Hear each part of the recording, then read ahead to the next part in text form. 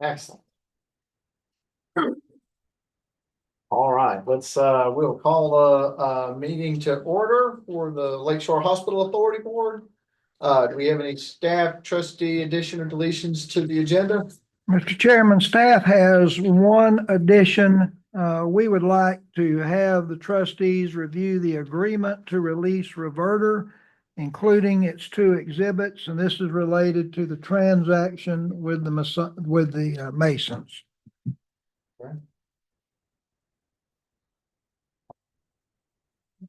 Anything else? Anyone? Okay. Move to adoption of the agenda. Move to adopt as amended. Second. All those in favor say aye. Aye. Adopt the agenda, and we'll move on to our public comments.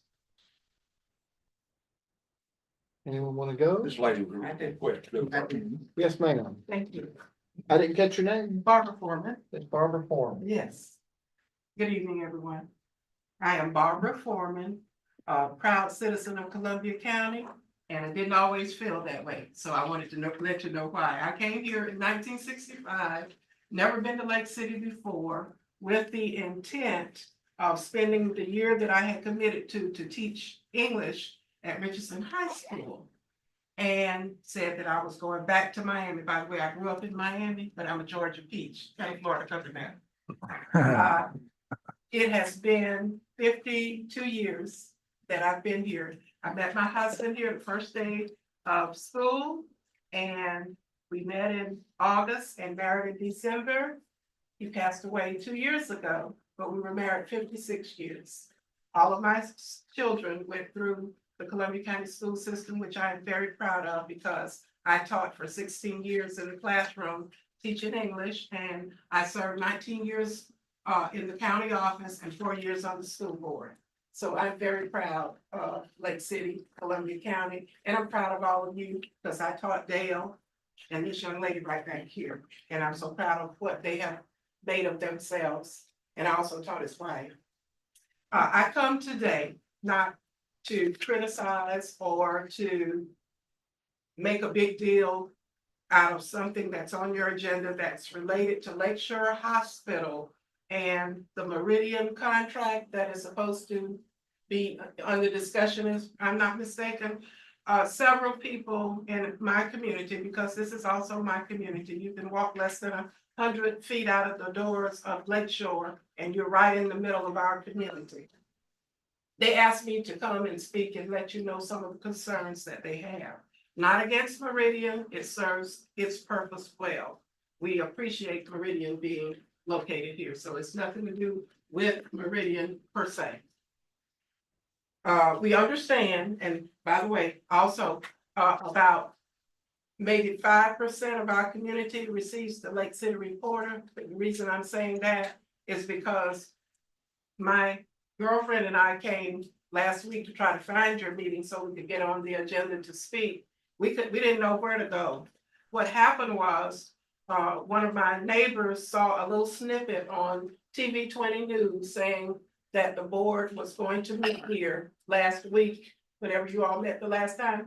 And we drove from City Hall to school board where the county commissioners meet to the even Lakeshore Hospital. We had no idea it was in this building that you all were having the meeting. So I want you to know that's probably why you haven't seen more of a presence to give input as to the decision to contract with Meridian for the Lakeshore Hospital. So just let me say what they told me, and I wanted to pass that on.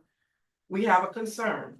Not against Meridian as an institution because it serves a valuable purpose.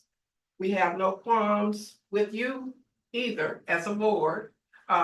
We would though like you to know that we would have liked to have been involved with anything that had to do with Lakeshore because Lakeshore is the place where my children were born. Where I had the only surgery I've ever had in my life. We value Lakeshore. Since it went out of commission, and we don't know why it went out, why it could no longer survive. There is a great health need in our community because our community now is made up mostly of senior citizens. I'm one, very proud to be one. And we have a lot of health issues. So the hospital that's located, HCA, I believe that's located out by the interstate. It was just so convenient for us because a lot of the senior citizens don't drive anymore. They have a hard time finding medical help for their problems that they are experiencing. And so Lakeshore was a valuable asset to us, and we don't want it to go away. But we want it to be utilized in the area of health, not just mental health, but all other kind of health. But we're afraid of the part that says mental health because it's located right in the middle of our community. And I know that you do not want a mental facility in the heart of your community. It appears that over the years, like I said, I've been here 50-some years, anything that any other community in Columbia County doesn't want, we inherited from the trash thing that's right there on Marion Street as soon as you cross the railroad track to other things that have been just poured into our community without our input, mainly because we didn't know the procedures. I'm going to be honest with you. And people don't get the Lake City Reporter. And sometimes they may get the news and sometimes they may not. But it's an elderly community, a very, very poor health community. And so we're asking, I finally read the Lake City Reporter from, I believe it was Saturday, where there was a good explanation about you all and what you were intending to do with Lakeshore. And we agree with everything that's in there. We need a health clinic over in our neighborhood. We need one. And we would appreciate if you will consider whatever avenues you can pursue to get us a health clinic at Lakeshore. We would appreciate that because it's direly needed. We also like the idea of the physical therapy facility because we all use physical therapy, not myself and most of us who are elderly or have some kind of condition that requires physical therapy. So if you could develop that, we will be wholeheartedly behind you and throw our support. And the Erica Mayo operating a pharmacy, that would be great because people can walk to it. They can walk to it and get their medications, and senior citizens need that. The only proposal that we have problems with is the mental hospital side of it. We just don't feel like you would want that in your community either, not right where you live, so close. We have all kinds of, I hate to say it this way, stray people walking our street. Most of them are homeless, and we don't know, we keep our doors shut now, we keep our garage doors down because we don't know who these people are, what they're doing. They're sleeping on the city benches that the city has provided. And we already have that to deal with. So we don't know anything about how Meridian operates. But I will tell you this instance.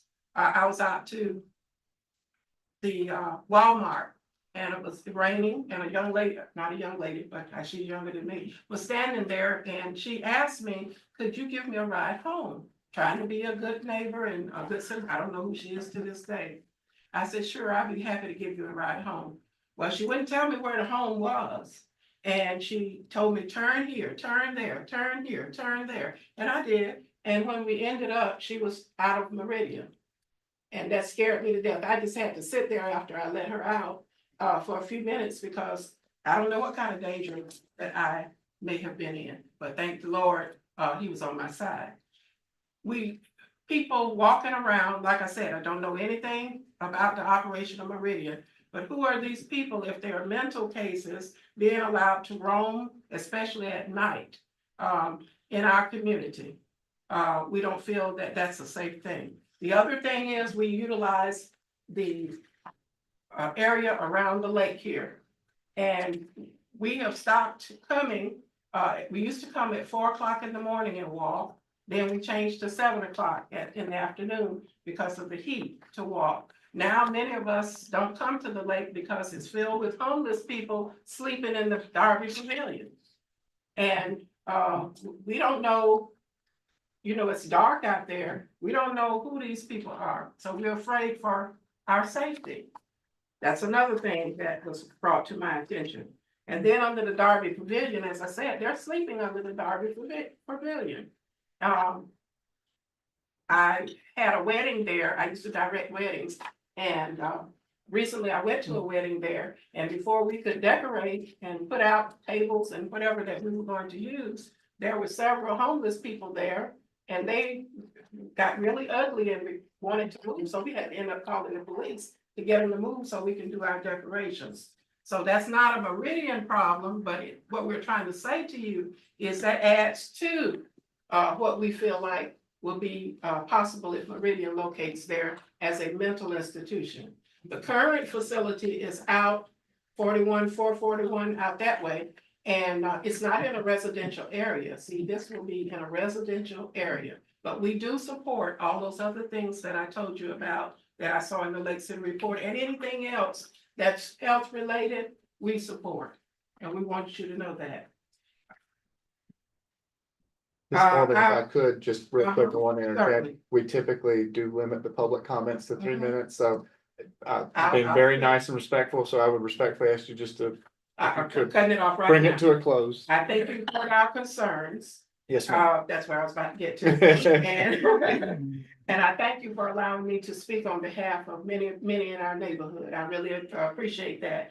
Just know that we're afraid, we're scared, and we're filled with anxiety because we don't know how Meridian is going to operate if they are to be allowed to do that, operate out of Lake Shore. We're really concerned about that. I just thank you for your time. Thank you again, and I appreciate you. Thank you. Thank you. Any other public comments or general comments? Well, Ladies first. you want to do ladies first? All right, Ms. Lemley. Could wait for the Zoom meetings, but I think the Zoom meetings need to be continued. I think the amount spent is very worthwhile to continue the Zoom meetings. Thank you, Ms. Lemley.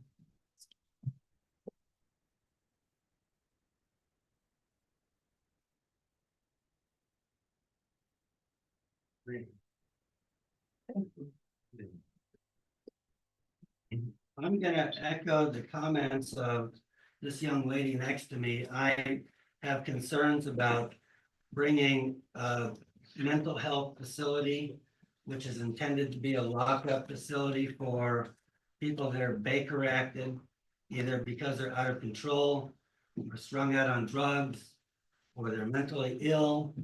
But these are not people that are typically going into a hospital environment.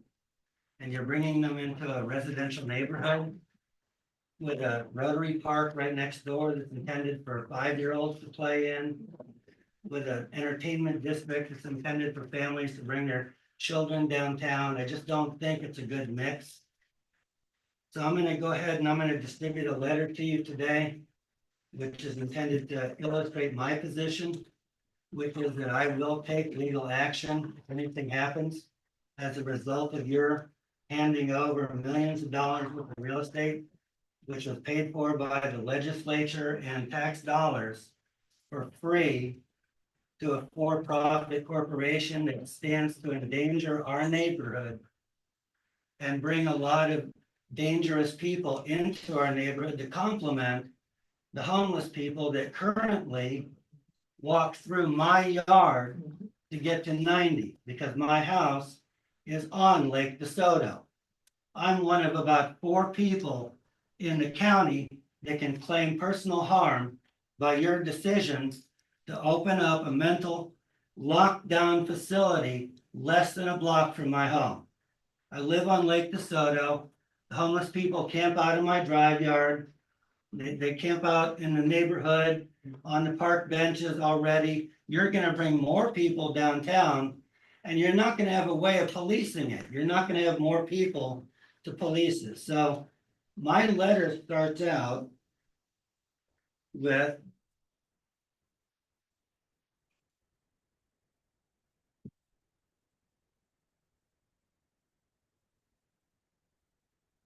I'm writing to inform you that I plan to exercise all legal remedies available to me, including but not limited to suing you corporately as a board and individually for destroying my quality of life, my real estate values, and my right to quiet and peaceful enjoyment of the streets and parks near my home on Lake DeSoto. You will recall that I've spoken to you about this at your meetings several times. If LSHA decides to open a mental health hospital itself and operate it strictly for the benefit of Columbia County residents, this would likely fall under the legislative intent. Yet that is not what you have proposed to do. You will destroy real estate values in the center of Lake City, the county seat, by giving the hospital to Meridian while simultaneously negating the purpose for which you were created. Meridian is a for-profit corporation registered in Gainesville with plans to treat Baker-acted patients here drawn from numerous counties and jurisdictions in a lockdown mental facility. Many Yes, of these, sir. So, I don't want to interrupt, but can, I want at least another minute. This is a 10-minute letter which I'm delivering to you, yes, sir. indicating my intent to sue the board, and I would like it to be recorded with the minutes of the meeting. Mr. Chair, if it's, And If it's in the letter, sir, it will be recorded with the. And I would like to go ahead and synopsis what the purpose of this letter is. But by reading it verbatim, I'm not, I'm skipping paragraphs. okay, I'd ask for another minute, sir. we'll do 60 seconds, yes, sir. And so, contrary to what one of your trustees has publicly stated, many in the business community and residents here that have real estate interests near downtown do not support the initiative to give Meridian the hospital. They are aghast that you would do this when there is currently a resolution on the 2024 election ballot to disband the LSHA, an initiative sponsored by the Columbia County Commissioners. If you want to give the hospital building away, you should give it to the county or city it is located in, not give away assets that belong to taxpayers to a for-profit company with plans that may negatively impact our entertainment district, downtown businesses, and area residents. Giving the hospital to Meridian is not good stewardship of taxpayer dollars or legislative intent. I implore you to make a better decision, one that will not make you the architect of decline in our community. Be advised, however, that I will pursue all legal remedies available to me when and if I am injured by the actions of this board or can no longer enjoy the quiet, peaceful use of my home and neighboring parks. I will likely be enjoined by others in a class action suit against me if this happens. I'd like to give you copies. They're all Please. marked for you. Please, Mr. Chair, yes, sir. Mr. Holmes, did you say that there are currently homeless people that are sleeping in your yard? Yes, not in my yard tonight, have been in the past and have cut through my yard and broken through my fence. And so, yes, I actually have to worry about guarding my property at night because of the homeless people. I just But I wanted that, don't want you to increase that. I just wanted that to be Please, they're all clarified on the earmarked, but record that it's currently. I've highlighted their names on the bottom there. Oh, okay. Oh, I see. God bless you. You have to speak up, otherwise we're gonna give it away. Yes, ma'am. No problem. Thank you. Any other additional public comments? Comments. Do I match this with your other stuff? I'm messing with you, Ms. Conley. Go ahead. The Meridian is not a for-profit, it is a non-profit. Yes, Make ma'am. note of that.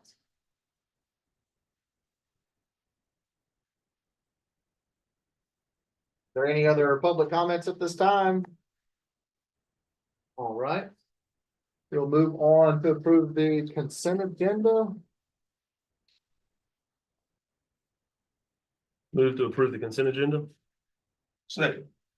Motion in a second. All those in favor say aye. Aye. That's consent agenda is approved. On to our new business. We're doing an organizational meeting. Dale, can you?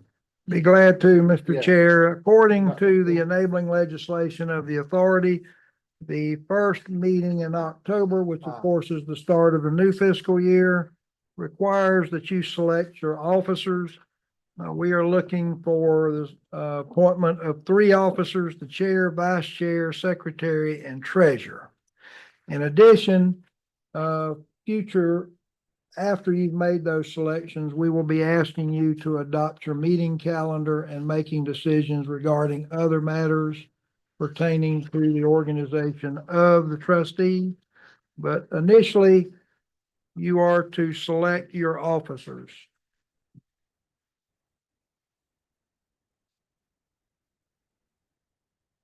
See, so I guess we're gonna move straight on. Do we have any nominations? Do we want to go in this order, correct, Dale? For the table? I would, yes, Make a sir. motion, I nominate Chairman Stephen Douglas to have another year as the chair. Second. I didn't even have a chance to get a snap speech. Okay. Are there any additional nominations for chair? In case we need to go into a runoff? With emphasis on another year. Yeah. Excellent. Okay. Then there is a motion in a section, motion in a section, second. For me to be elected or Stephen Douglas to be elected the chair. Can I run this one? If I say all those in favor, say aye. Would you like to run it? Yeah. Aye. Aye. Yes, yes, yes. All right. Appreciate it, guys. One more year. On to vice chair. Any motions there? I make a motion that we nominate, or I nominate, our current vice chair, former chair, Mr. Brandon Beal as vice chair for fiscal year 24-25. Second. Right? Any other discussion? Vice chair? Laura, do you have any interest in? No. Good try. Are you sure? Okay, there's a motion and a second for Mr. Beal to be the vice chair. All those in favor say aye. Aye. Have it, it's Mr. Beal. Moving on to the secretary. I'd nominate Mr. Kennedy over there to serve as the secretary treasurer. I'll second that. Thought it died for lack of second, Mr. Chair. Well, I wish I could offer a second on that one, Mr. I'm offering a second. Oh, well, there we go. Okay, there's motion and a second on the table for elect Mr. Kennedy as the secretary of treasurer. All those in favor? Roll call vote, please. Mr. Let's Chair. do a roll call vote. Ms. Chancey, Yes. No. all right? Mr. Yes. Okay. Almost unanimous. Congratulations, Mr. Kennedy. Yeah. I can put it on my resume. That's it. On the march towards governorship. All right, so, moving on, okay, approval Lake Shore Hospital Authority Board of Trustees meeting schedule. Currently, you have adopted the second Monday of each month at 5:15 PM at this location as being your meeting time, date, and location. If there's any changes to that, then this would be the appropriate time to address them.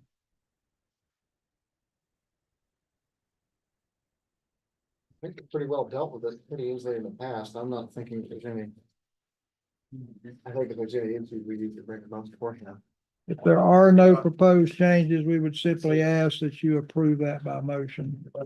I assume, Mr. Williams, you set the second meeting in September for the budget.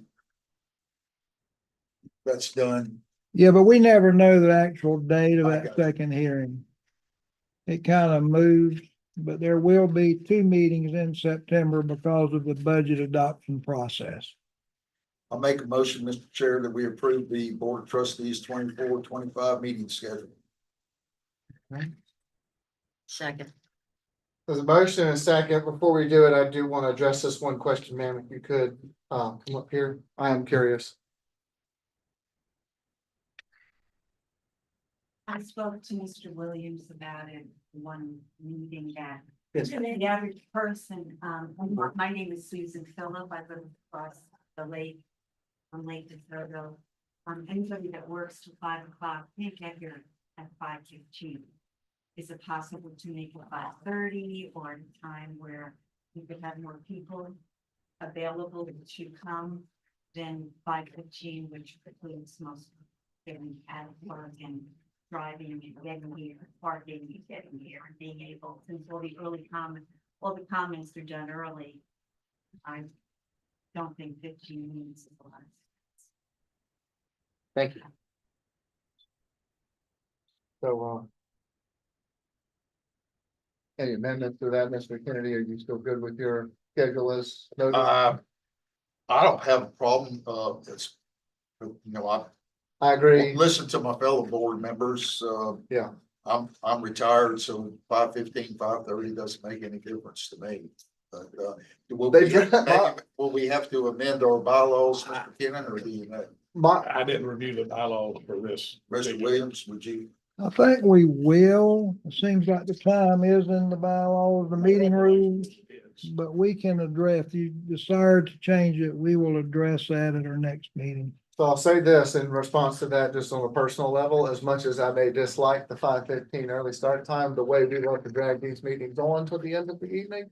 I know that every 15 minutes I save on the front end is what I'm spending on the back end. So that's the only issue I've got is we've been averaging a quick meeting now is an hour and a half. So getting home, I know, a lot of these guys do, like, I personally love getting home every second earlier I can, so I'm still a pro 5:15. I have to leave at 4:30 to get here every day, so, cause I drive from Brantford. So it's a mixed blessing, I guess. I do appreciate your comment though. So you got a motion and a second. Yeah, motion and a second on the table to approve the second Monday of each month at 5:15. All those in favor say aye. Aye. Okay, that's unanimous. Pass. Okay, let's see, next item, discussion and action, the change to November 11th, 2024 LSHA board meeting due to Veterans Day. Yes, the current calendar, of course, has our November 24 meeting on Veterans Day. So obviously, we would want to change that meeting. We have included in the agenda packet a copy of a November 24 calendar for you to look at. But we do need to reschedule the November meeting date. The only comment I would have is I will have the city of Live Oak meeting on the 12th. That's the second Tuesday of every month. Is there some reason why we can't do it on the 11th? I mean, is it because it's a national holiday or? That's a good question. I don't know of a law that precludes it. But if anybody's going to a barbecue or anything, they won't, Yeah, you're eliminating a lot of people that might want to participate in the meeting. At 9 o'clock in the morning. 28th is free. That's what I was gonna say. I'm open that day. The low hanging fruit. It was just a funny show. Sorry, trying to lighten the mood. Do we push it to the 18th the following week? The city council meeting, how about the 13th? Yeah, I was gonna say you just push to the 13th. It's not ideal, but it frees up Todd. That will work for me. Would Fine with me. Okay, file with me on the 13th. that seems relatively unanimous. So do we need I'm assuming we need a motion Yeah. for that? Okay. Make a motion that we amend the 2024 meeting calendar to have our November regular meeting on Wednesday, November 13th at 5:15 PM at Lakeshore Hospital Authority Conference Room. Second. Motion in a second to change the November 11th meeting to the November 13th. All those in favor say aye. Aye. Aye. Motion passes. Mr. Cannon, well, that will require us to do a publication of change of meeting date, right? Yes.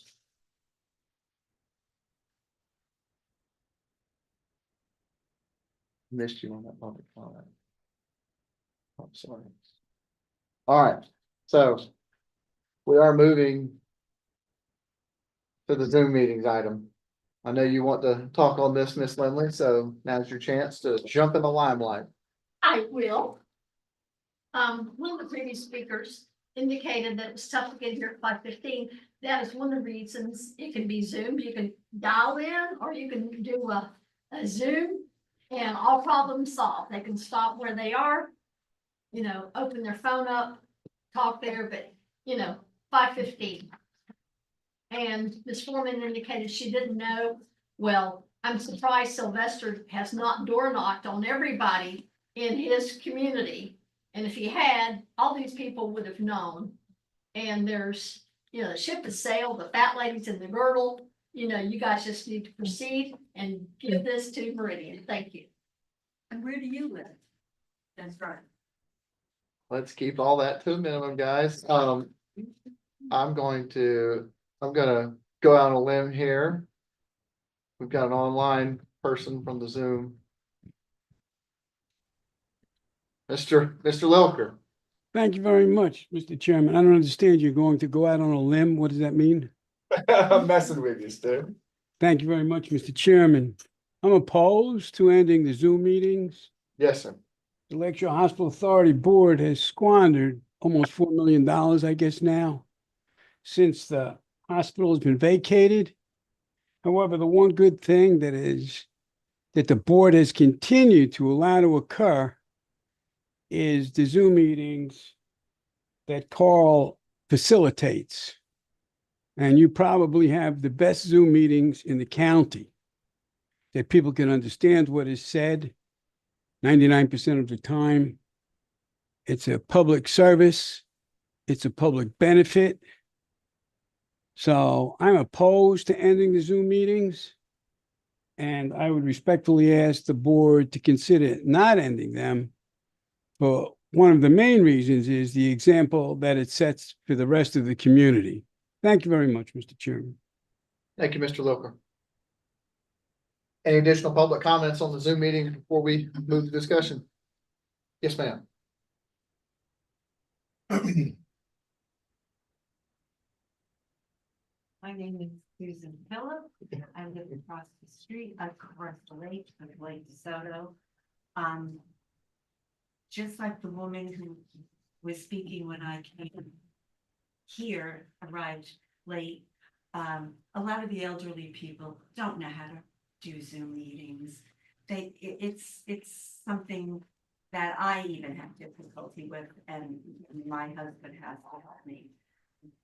Leaving work and getting in a car and picking up the phone, if it's not the high-end iPhone, you're not going to easily be able to pick up a Zoom meeting, and you're not really supposed to be.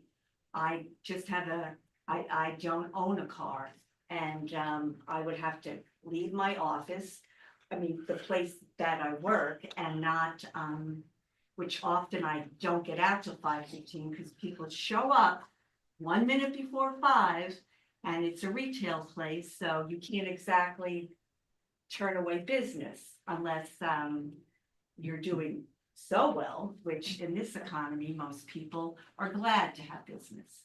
I couldn't possibly get home and get in front, after working all day, and get in front of a computer and get it on, and be there real time until 5:30, 5:45. To assume that the elderly and the underserved can just have all these things available to them is a little, it's assuming a lot. And I tend not to make assumptions. I try not to.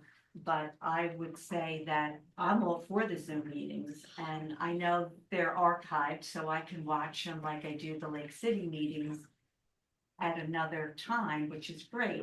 It's not real time, and it doesn't allow me to have much input to what's going on in real time, but it seems to me that most of this is already decided before you come into the meeting, so I don't really think me running home to a Zoom meeting is gonna change your mind about anything. If it can't change your mind about an extra 15 minutes for a person to get here on time. Because that vote totally disregarded, there wasn't even a minute of thought. So, it seems like it's just already pre-designed what the response is gonna be to all of these questions, so, I disagree with the woman who came up before me, but I respect her right to think that everybody can just Zoom and be available for that. Thank you. Any additional public comments? Okay, move on to discussion of the continuance of the Zoom meetings. Yeah, unless you got any input, I'm just curious, what does it run? Do we know roughly? About $350 per meeting.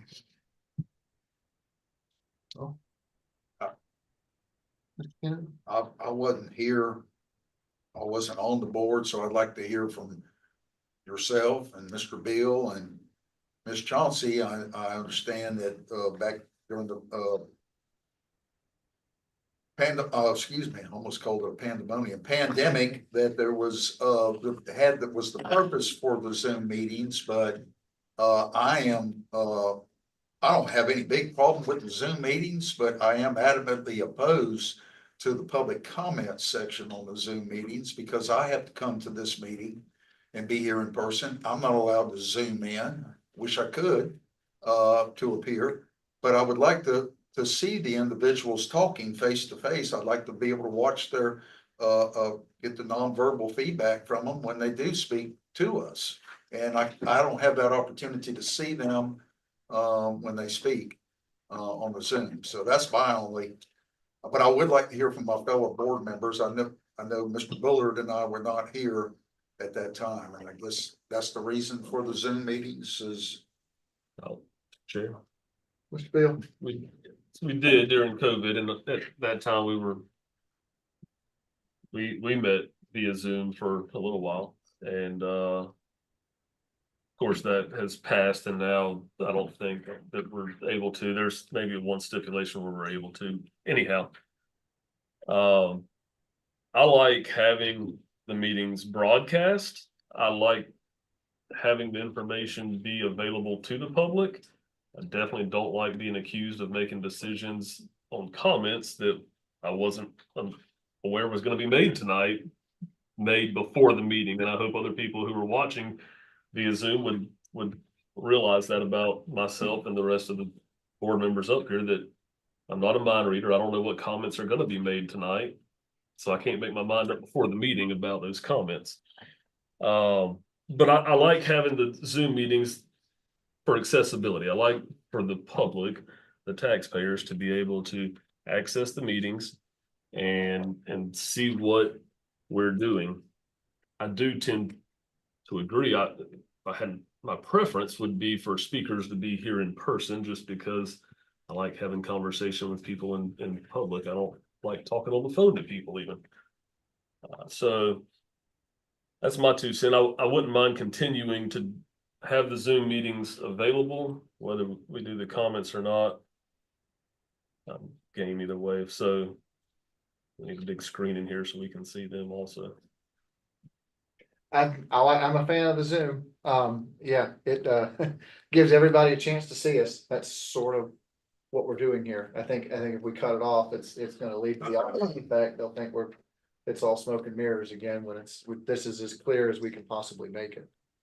So I'm for them. I'm for continuing them, and the cost seems, I'm not gonna dare say the cost is negligible. I wish it was free, but I know it's not. It is what it is. Mr. Kennedy can bring his tablet and you can see him. Ms. Chauncey?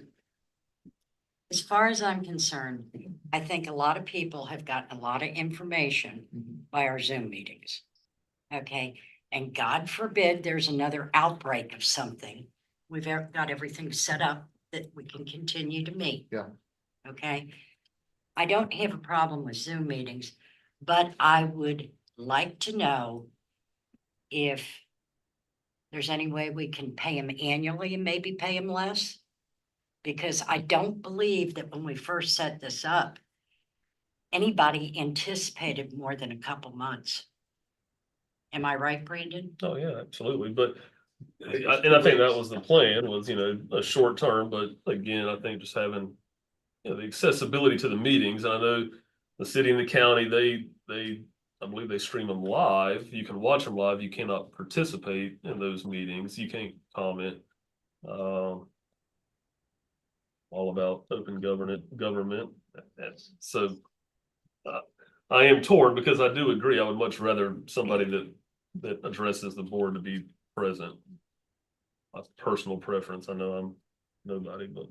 So rough math figures, and I'm sure Mr. Powell will correct me on this, it's about $4,500 a year for the Zoom meetings. If you look at 13 different meetings, because we have 2 in September. And then if we have any additionals, then it's additional $350. Again, I don't have any big problem with the Zoom. I do with the comments. Does the city or in the county allow public comments on their Zoom meetings? Not to my knowledge, no. Is there any difference in price? No, Or we might be able to stream it on YouTube if we did that. That'd be probably a Carl question. yeah, If we didn't have that capability for, Well, you think about people that are disabled that can't come, Yeah, and so that's another thing. And some people don't have transportation to come, yeah. and they can at least go on Zoom and look at But, it. but how do you feel about the public comment portion of it? On the Zoom, I mean, the city and the county doesn't permit it, then again, my feelings are is that I have to come to the meeting and look at each of y'all. And when I talk, and I like for the person that's addressing the board to come and be before us too. You got to think about freedom of speech. We got to always consider that. Well, And that's, I guess that would be a Mr. Kennan question. Can we eliminate the public comment portion of it? Yeah, you can, in my opinion, you can eliminate the whole thing. It's up to you. I mean, it's a program you initiated. You could have a hybrid. You could do what the city and county does, and that is to, and I'm not an electronic person, but either YouTube or non-interactive Zoom and show it to people that want to watch it in real time, and then it is archivable. Just like the cities is. I'm not sure if the counties is archivable, but I'm assuming it is. On YouTube, they keep them a certain amount of time, I think, before they fade out, but you could do a hybrid. Well, Mr. Chair, I'd like to make a motion that we continue the Zoom meetings without the public comments. I don't know.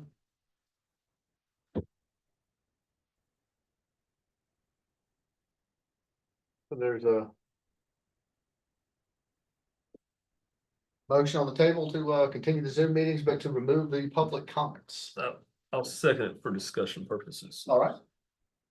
I don't want to put Carl on the spot right now, and I hate putting things off, but maybe we look at and compare what the difference would be between what we're doing now with comments and what we're doing with that, if we were to do it without comments, so we could see, So there's a cost savings.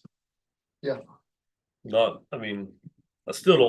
know where I would stand on that, even if there was, because I like the accessibility portion of it, but Well, I think about the lady from, personal opinion, I think about the lady from Tallahassee that came up, gave her presentation via Zoom, that sort of thing. There's spots like that, but I don't know if that's kind of apples and oranges. We can do that. Is it apples and oranges? Well, that was a presentation and Presentation, yeah. comments regarding every agenda item. That's true. Yeah, Yeah, and that's my concern, the number of comments that are made on the agenda items that we have, and 3 minutes each times 10 agenda items, we're here for an extra 30 minutes plus. yeah.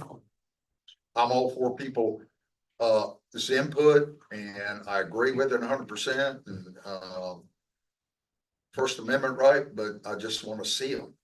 And I don't think we need to bring a big screen in for us to look at it. But that's just my opinion. Again, I made a motion.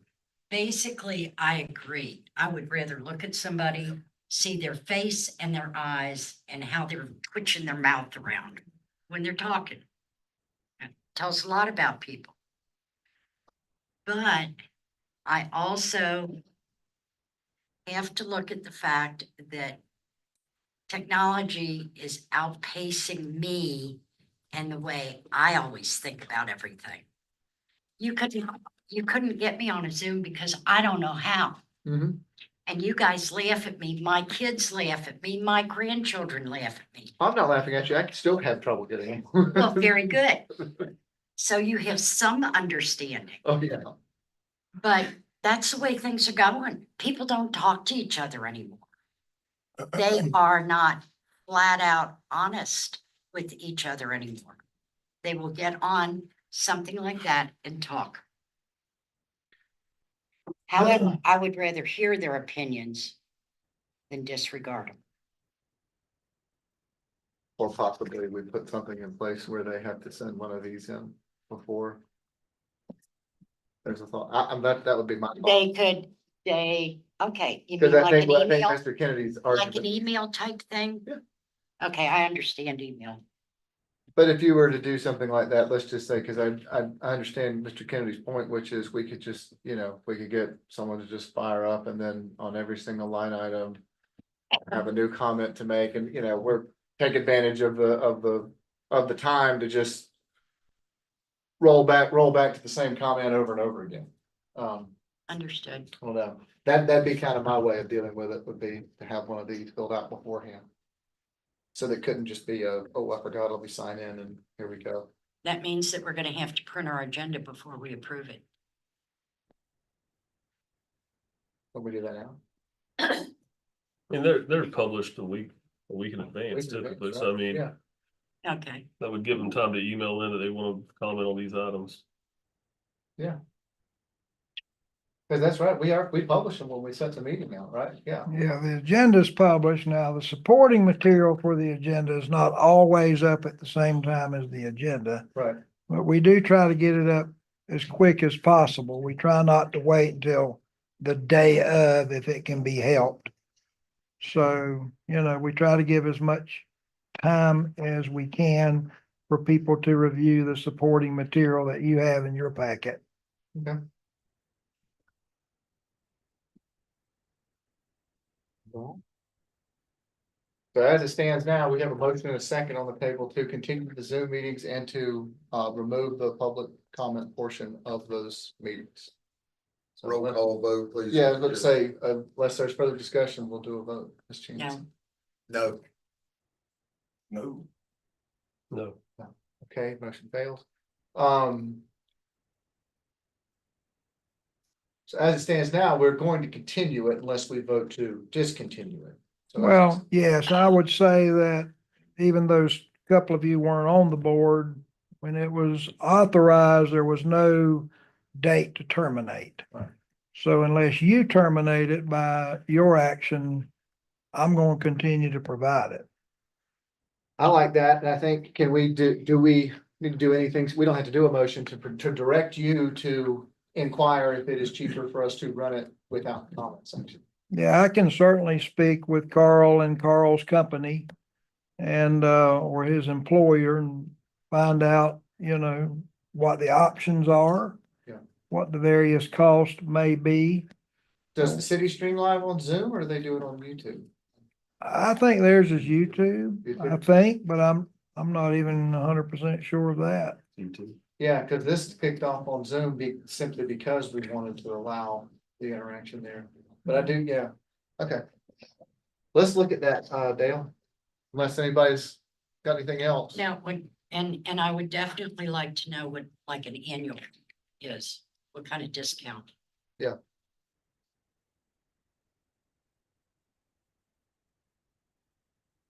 Longer the meetings are, the more the bill's gonna be because we're paying for Carl to be here. And maybe a Mr. Kennan item, if you could please research and find out why we as board members could not attend the meetings by Zoom. Fair enough. I don't remember what it said But I do know that there was a recent change, I think this past year in the legislature. But I don't recall exactly what it did, but it did have something to do with members of various boards being able to participate in that fashion. I think it's if there's a quorum, as long as there's a quorum present, then Yeah, I think okay. that's what it was, a quorum present, and then the outside member could still attend. Yeah, the more you talk, that seems to jog my memory. It was something along those lines. I'm not sure if it. If it was a participation and the ability to vote, or if it was just participation, but I'll see I what I don't can dig recall. on. Thank you, sir. Think that exhausts that item unless anybody has anything else. Okay, moving on. Request to amend section 8.01, Levy County and Lake Shore Hospital Authority Personnel Policy Manual. Provide a one-time payment to employee Sonia Martin for 34.2 hours. Dale? Mr. Chairman, actually, one-time payment's probably not the best words. I'm seeking an exception to the policy. We no longer have two employees. We only have one, and that's Sonia. The leave policy is pretty specific. If you don't use your annual leave by a certain date, the leave is converted to sick leave. Sonia always used her annual leave. She would do things with her family and et cetera. But being down to one full-time employee, Sonia was not allowed to always take her leave, or else I encouraged her not to, because we were trying to do other things. So, and it's not, I'm sorry, though we thought it was 34.2 hours when we wrote this. It's actually 26.2 hours. So it's about 8 hours less than what was in the agenda. But I think it's only fair, given the circumstances, that we pay Sonia for the 26.2 hours she was not able to use as annual leave. She did work those hours. She would have taken leave had there been somebody to cover in all cases, but was unable to do so. So I am asking for an exception to the personnel policy to allow me to pay Sonia for 26.2 hours of earned work time in lieu of her losing her annual leave. Mr. Chairman, Yes, sir. I propose that we change it to read annual leave in excess of 320 hours at the beginning of the fiscal year. October 1st will be paid out to the employee, because whatever it may be, year after year after year is going to be less expensive than hiring, paying for benefits of another employee. I just think that we should change our policy to pay it out. If Ms. Martin doesn't want to use it, we're going to pay it one way or another. I think we should pay it out. So if I may, Mr. Bill, you're saying that at the end of the fiscal year, any earned annual leave not used can be paid out? Maybe there should be a max. It can't roll over for 5 years and then we write a. No, you'd have to do it annually to square it up. I like that thought. I mean, that's a very good thought, Mr. Bill. But again, I think we need, with Mr. Williams being the executive director, I would like for him to kind of monitor that. And I agree, we only have one employee, and Ms. Markham does a great job. She's always readily available to take my call, which almost daily, it seems like. But she She don't answer enough. she is, we only have the one employee, but I think if Mr. Williams can monitor that and keep it within reasonable, I mean, within reason, the amount of hours annually. I mean, we wouldn't want to have to compensate her for 240 hours, you know. I understand. Yeah, but I think that's an excellent thought, excellent idea. And I didn't hear a motion. I'll make that in the form of a motion. Before you do, Brandon, would you mind putting in there, at the discretion of the employee to be paid as vacation or is to be put in a sick bank? Yeah, sure. I mean, I have no problem with that. If they want to roll it over to the sick leave, if that's their desire, that But I would have no problem We with that. need to put it in there. Yeah. I mean, if somebody had an Oh. operation in the middle of the year, maybe they want to build up their sick bank I again. would- Before anybody seconds it, I will say that I think exceeding what the beginning of the year, October 1st, any available over 320, is that right? Yes. Michelle, 320 hours to be paid out. Or converted to sick leave. At the discretion of the employee. Well, For the employees. before I second that, I have no idea because of what Ms. Markham's annual leave balance or sick leave balance is, but I know it used to be with the state that you could only carry X number of hours of annual leave over like you have here, but also your sick leave, if that's accumulating at a tremendous rate too, the person may not want to roll it over to the sick leave. They'd rather probably have the benefit of being compensated for it. Well, for those that have health issues, they typically do roll it, but for those that don't. Yeah. The payout is quite a bit different. Termination of employment between sick leave and annual leave. So that becomes a factor for some. So those things go into the decisions that the employee makes on their own behalf, but there are reasons that people will do both. Historically, Sonia's been one though, because she's family oriented to want to take leave, particularly at times when her family is off. She's not been one that hoarded it, if you would. But we have to understand with one full-time employee that sometimes means now that we have to close the office. So we are sensitive to that, but coming up around the holidays, I know that there's already been discussion between Sonia and I about how we could potentially work out a holiday schedule for her. So we're working on that. But it's just what you would expect with one full-time employee. I'll second Mr. Beal's motion, Mr. Chair. I'm gonna say we have a motion and a second on the table. And I really wish I could paraphrase what you said, but we're gonna call it to amend the sick leave policy as stated by Mr. Beal. Annually. Annual leave as stated by Mr. Beal. Unless there's any further discussion, I'll put it to a vote. All those in favor say aye. Aye. Aye. Aye. That motion passes. On to our unfinished business. Okay, DSI security rate change notice. Okay, Mr. Chairman and trustees, you'll remember a couple of meetings ago, I brought to you a request from DSI where they were seeking an increase in the hourly rate for security services.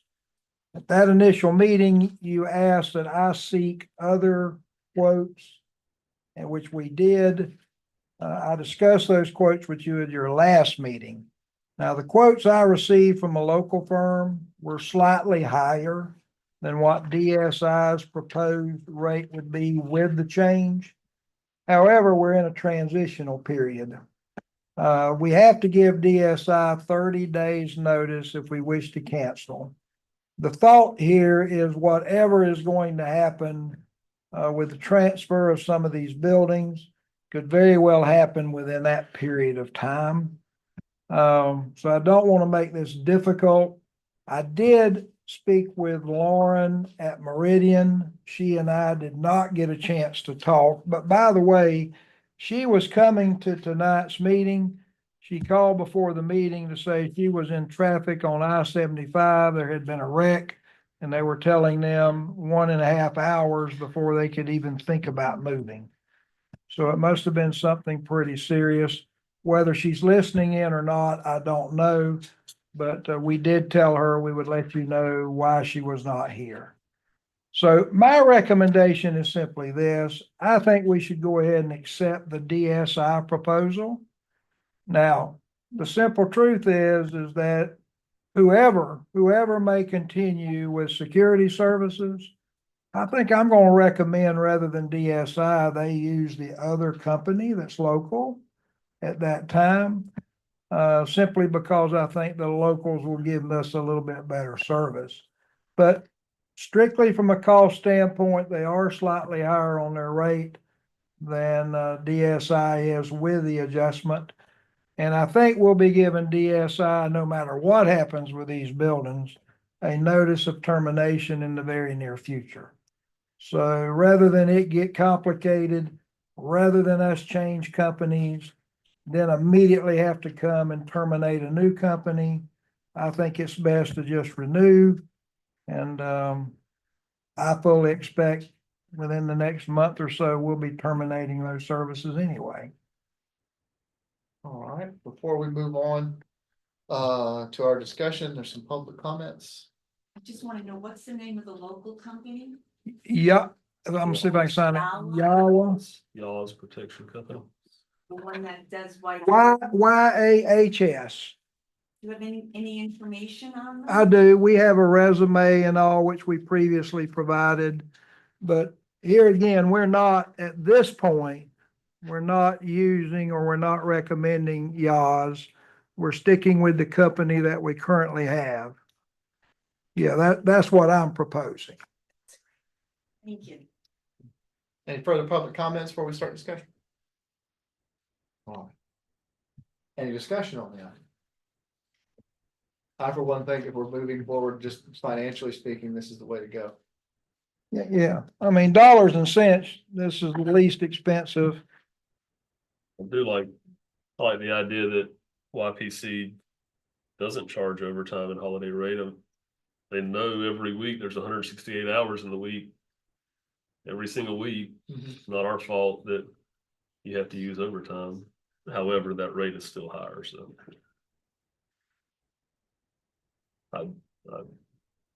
I'll make a motion to continue with, sign the agreement with DSI to continue with them.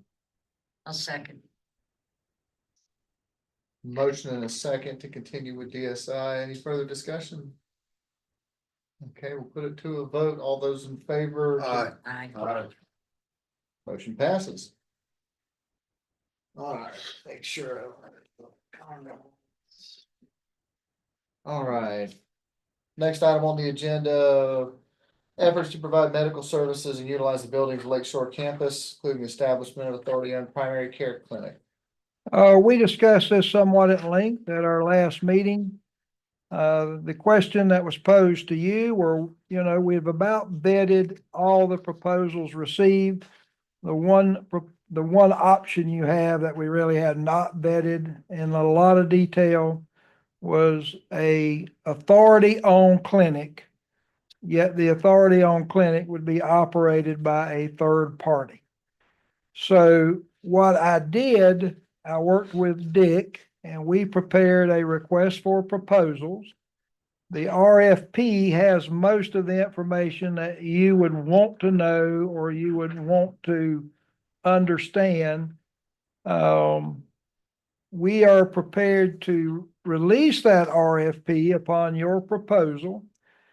Time-wise, we tried to be somewhat aggressive with the time. We were seeking to complete this by year end.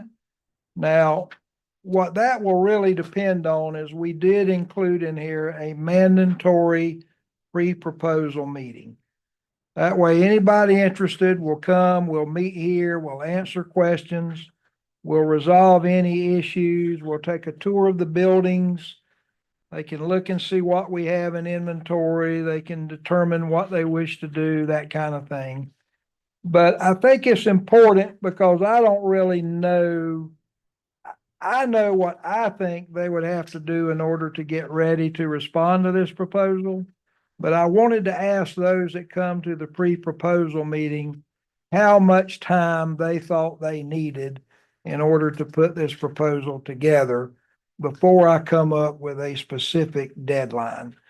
But I can assure you the intent is for us to try to get these things back in by year end. Now, for good reason, it might extend into early January, but we're trying to do this as quickly as possible. And what we did in order to help facilitate that is if you read the RFP, we tried really, really hard to give all the information that you could possibly want, where there's not a lot of guessing. There's not a lot of, I don't understand what you want with this or with that. I mean, it's pretty specific. But the only way to know for sure is for you to say, Dale, you issue the RFP and let's see what we get back. And then you will know what your financial obligations would be. You know specifically what services they would provide. You will know what hours they're proposing and for, what terms and conditions, that kind of thing. Estimates on renovation and construction times would all be part of that. That's the way you're going to get your specific information by provider. And so I'll answer any questions. Dick will answer any questions you may have about the RFP itself. Otherwise, if you wish to continue with this, we are simply asking for authorization to seek proposals for a authority-owned private care, public health clinic. Before we do this, discussion amongst ourselves, I know, Ms. Lumley, you had to public Yes. comment. This occurred before any of you guys were around. Maybe Mr. Powell, Jack Berry tried to set something up in the torn down the Doya building. I think it will be extremely difficult to find a provider who wants to come in here and provide services and make money. You had FMU, FSU, the Gateway College, the shoeless dude from the hopeless veterans, whatever his name was, and you had Mike and Molly. They all want money. And the authority does not need to get back in the healthcare business. Ludi Ship, years ago, do you guys remember Ludi? Probably Douglas was too young to remember Ludi, but he realized that the authority did not need to continue operating the hospital. That's when it started leasing it out. And I think it's a waste of taxpayer money to expend, even sending out an RFP. If some of these people were interested, they would have said, hey, I don't want a hospital. I just want this. But you people need to not go along with this idea. Maybe Meridian could have a little outpatient clinic for the people, but it's not a good thing. You took an oath to provide care, but that was done in 2005 and years before. It hasn't been updated. And I tried to push Brandon to do something to dissolve it because you're spending a lot of money for a minimal amount of intake. And I'm adamantly opposed to any kind of money and time spent on a venture such as this. Thank you. Don't see any other, just in case, any other public comment on this before we get to talking. Okay. Board. Thoughts from the board? I think it's a good idea. I think our previous RFPs have not delineated all of the items that we need answers to. We just took it for granted that they would provide all that information. And they all wanted money because they heard that we had all this money in our treasury. Now, how are we going to take care of our buildings and our people that are on our program? We spend all our money on stuff for other people. And if I may, Mr. Chairman, just to expand on what Ms. Laurie said, there's a huge difference under the law, as Todd has told you numerous times and Dick has advised you numerous times, of you spending money on your own clinic, the clinic that you fully own and control, as opposed to contracting with someone who wants to create a business out of a building you own. And I think that's the difference. Now, I can't tell you that you're going to get a bunch of proposals, or are you going to get a proposal that you like? I don't have that, but the only way to know for sure is to do it. So we are prepared to issue the RFP with your blessings. I forgot one thing. Go for it, Stanley. Be brief. Across the street is the county health department. Yes, ma'am. If there's people done, we need to be more supportive of the county health department rather than tying ourselves into a lot of bull garbage. Thank you.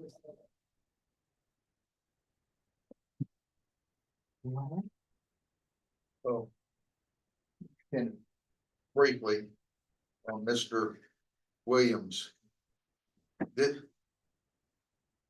This proposal is great. I mean, I like it. I read it. I looked at it, but correct me if I'm wrong. This deals with the rest of the campus, the other buildings on the campus that may be utilized for this clinic, which means this one, the two-story building, the PT building, and the Based on everything we know today, more than likely, anyone who proposes is gonna want the PT building. PT building. When we have the mandatory pre-proposal meeting, we will cover that. If there are interest in other buildings, we will find a way to give them the opportunity to discuss that with you. Okay. But everything I've heard to date. And I guess what my point is from your rankings, that we've had now for the last 3 meetings regarding the campus utilization. Okay, yes, sir, the memo. We still have some of these, that are taking precedence over this possible proposal. Yes, Is that correct? In Yeah. other words, i.e., and Mr. Kennon, I don't need to put you on the spot, but, I know last month we had requested that you get with the county attorney regarding the two-story building on doing a, interlocal agreement with the county on that building. And Mr. Foreman indicated that in his discussions, the county remains very interested in that building. We discussed, obviously, however the trustees wanted to propose it, would be an outright, I think it's surplus at this point. Give it to the county, enter into a long-term interlocal agreement with the county. A hybrid of that Mr. Foreman brought up was that we do an interlocal agreement with specific benchmarks and time periods that, you got to utilize it for, I would say, a county purpose, however that ends up being defined, within so many months, take possession, operate it, run that function within so many months, so many years, whatever the time period is. And then once all the benchmarks are met, then the county would request the property be deeded to them, as it would then be an ongoing county function or operation. There's some other buildings they've done that with, is we'll give you, we enter into an agreement with you, and if you get it going, if you do this, do that, refurbish the building to these standards. Right. At that point, we'll give it to you. It's off our coffers, and you've met your benchmarks and provided whatever benefits the county thought was appropriate. right. Whether it be a new business or employment, whatever. So those are kind of the 3 options I discussed with Mr. Foreman. And on that interlocal agreement, I'm sure one of the priorities would be a time period put on there where the county must renovate that building, because they're looking at $750,000 to $1 million to get it back to standards. Yeah, and another way to say it is, here are your benchmarks. Yes, and if you meet them, this is your carrot. If you don't meet them, it obviously reverts back to the authority with whatever you did to it. So you're working on that angle with Mr. Foreman. Yeah, I talked to Okay. him this afternoon. It's just kind of he's got sort of a mold that he's gonna try to get to me. So I guess my point being, hybrid. that would take that building out of play in this proposal for this RFP, Well, correct or wrong? I would suggest it not, but then again, the trustees have the final say. You determine what goes where on the campus. But I also feel when you look at the memo, there was one modification from the last meeting. I had indicated at the last meeting that I did not get a follow-up response from the city, Tree. I did from FAMU, and we discussed those. After the last meeting, the city of Lake City's manager, Mr. Rosenthal, called. We had a discussion. He also sent me an email, which I gave you a copy of. He wanted to make sure that you understood that the city was still interested in any of the campus that may not be used for other purposes. They're also interested in renegotiating for the lots for the city hall. Now, how that will occur, I'm not sure, but I do want to make sure you're aware that that conversation did happen. He did not respond by the deadline, but afterwards, he did call and he did say that the city was still interested in some of these properties. I think we need to change the tape. Yeah, we do. Let's take a 3-minute recess or a small dog hearing break recess. Still back orders, it'll be here in 3 years. It's gonna be modern.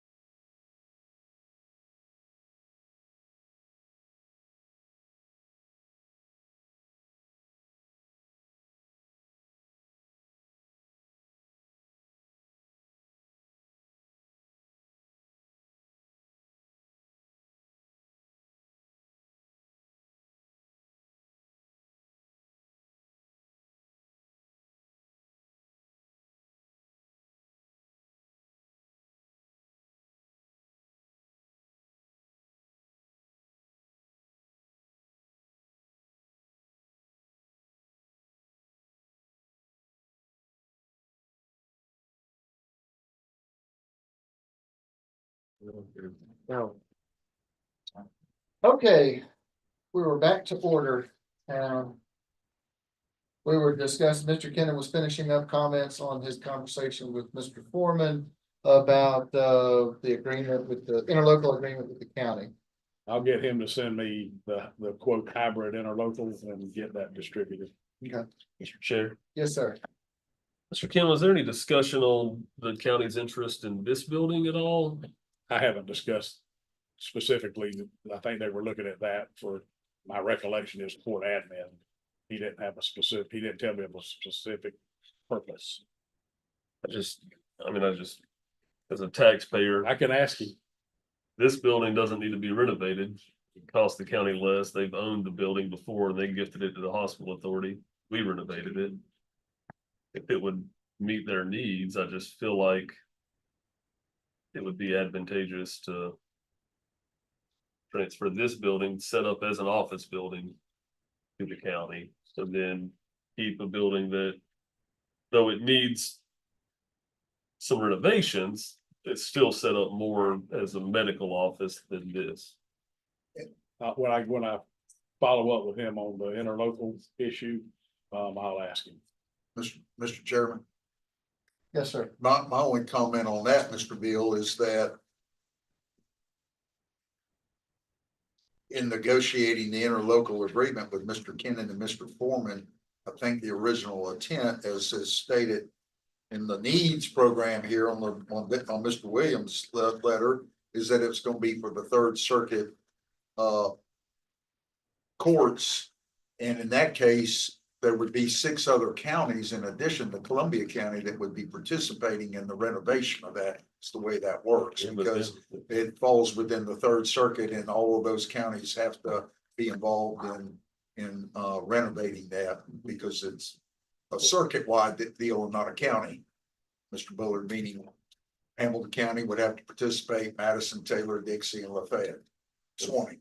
But so I'm thinking all those other 6 counties can start paying rent and reduce my taxes. Instead of increasing. Yeah, but the rent would be going to the rent would be going to the county. That's correct. Yeah. Good point.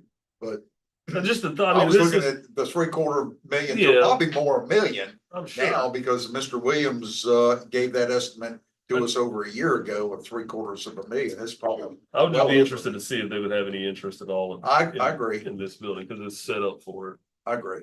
Yeah, the only thing I like, and I said the last meeting, is that this building is turnkey, ready to go.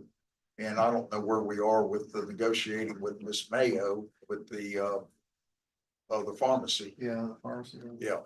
So I know I'm getting the cart way ahead of the horse on this issue, but it's a pretty broad agenda item.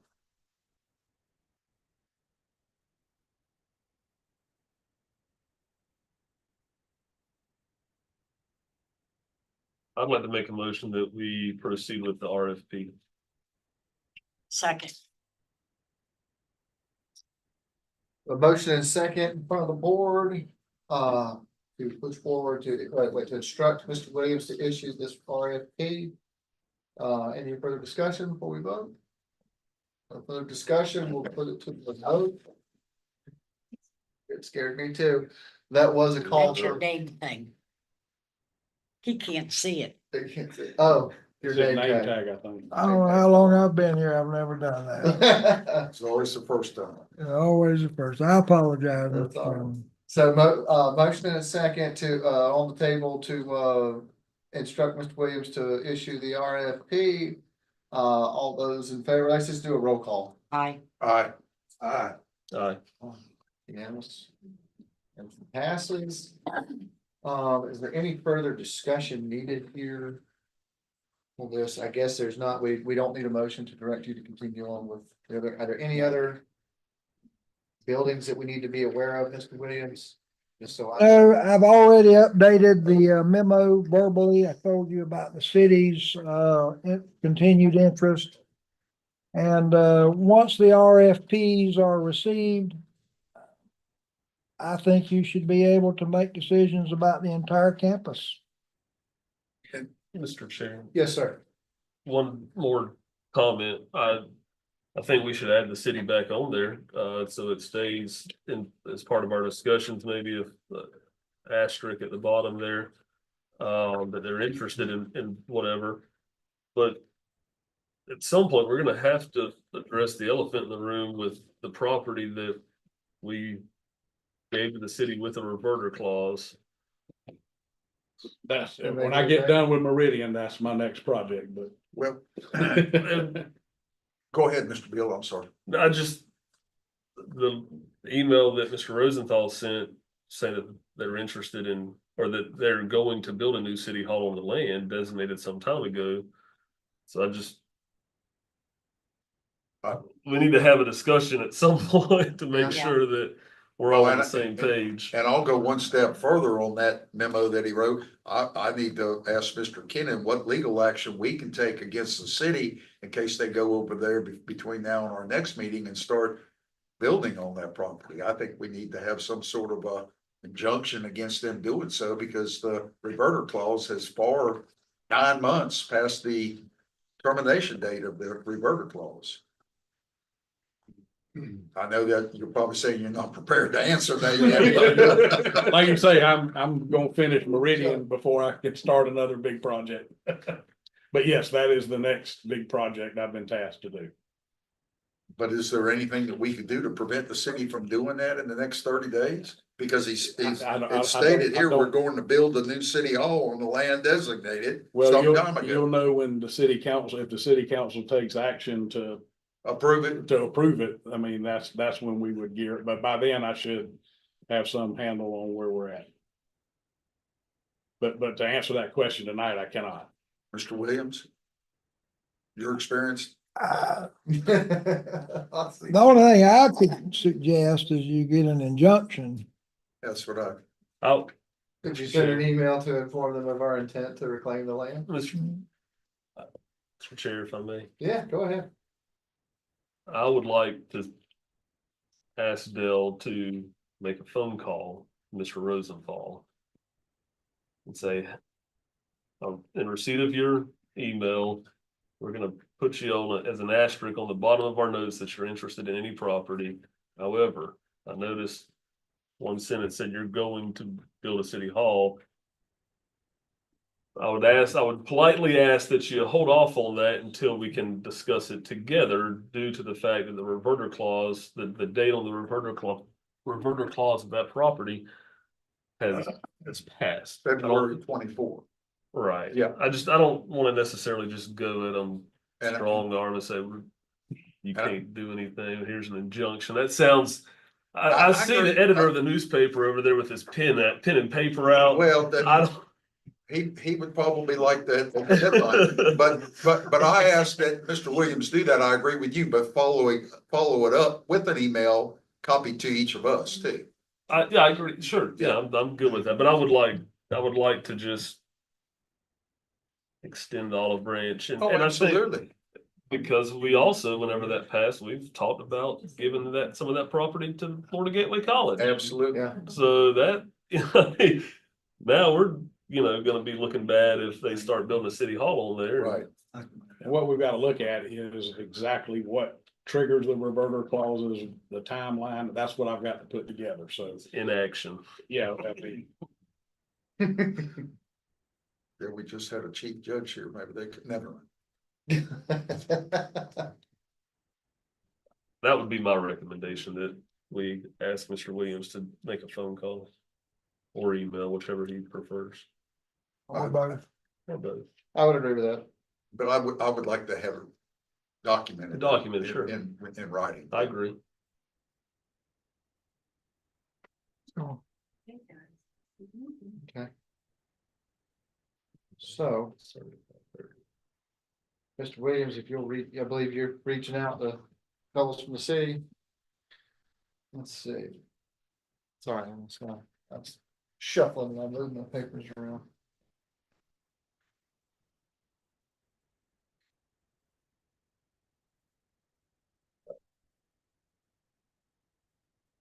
Okay.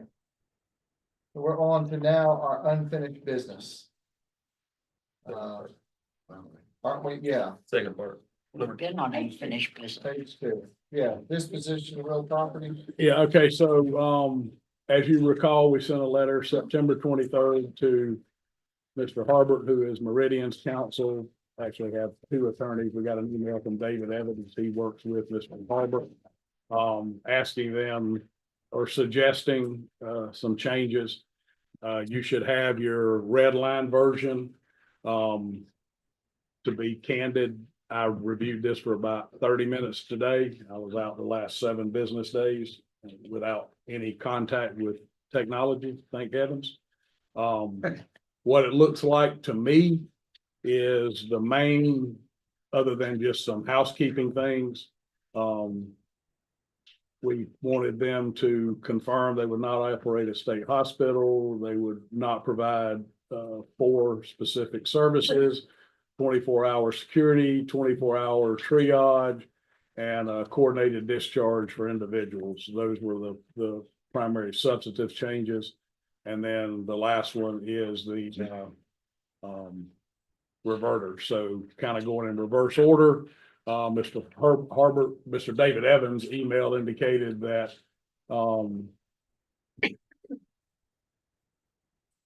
they had previously or initially discussed a 21-year duration on the reverter clause. They have requested a 30-year, and they redlined the agreement with that language in it. It looks like, and you can read it yourself. The exhibit B is the substantive changes. It's page 14 of their red line. Let's see. And so it looks like in my cursory review this afternoon is, and y'all will have to read the language yourself and feel comfortable with it, but it does not look like to me that they address specifically an adult residential facility and then outpatient treatment. So what you have is they'll operate the 24/7 security, provided it shall not be deemed a violation if there are temporary lapses in security coverage due to circumstances beyond their reasonable control. Essentially the same language with the 24-hour triage. They will use their best efforts to provide coordinated discharge for individuals, to include transportation. Y'all can read that under section Roman numeral 3C. 3D, they will not operate a state hospital defined as a mental health treatment facility owned and operated by the state of Florida on the property. They'll not operate an outpatient medication assisted treatment program, and they will not operate a youth residential treatment program. And then I requested that those conditions survive the closing, that they would be enforceable by contract. And so you see that last sentence or paragraph. All the representations shall survive the closing, enforceable by us. In the event we contend that they are in violation of any such representations and conditions, we notify them. They have a period of 90 days to correct it, which is a standard contract clause, the default clause. We believe you're in default, or most contracts provide a time period by which you can then, if they agree, yes, we're in default, then there's a specific 90-day time period. But they did not address specifically an adult residential facility, and if we wanted to, and an outpatient treatment. And those were things that were in some of their materials that they handed out during the initial presentations that we had at the school board building. If we wanted to continue along negotiating on those two, we're obviously going to have some definitions. I don't have a definition of either one of those phrases, but so where we're at now is the board would have to decide whether they would agree with a 30-year reverter clause, or if they wanted a forever reverter clause. We need to let them know whether that's a deal breaker or not. I don't know. I just need guidance on that. And then if we wanted to define what this board means as an adult residential facility and an outpatient treatment, I need some guidance on that. Other than that, it looks to be like they addressed everything else. Obviously, I didn't provide them with specific contract language, so, they worded it that way. And then the last issue is they indicated in the email that they would like to have the parcel with the helipad and would continue to operate under the FAA criteria. And I'd have to work with David Evans on how we would word that language. I'd have to get with Mr. Williams specifically on what language we needed to comply with the FAA requirements, because I don't know exactly what those are for the helipad.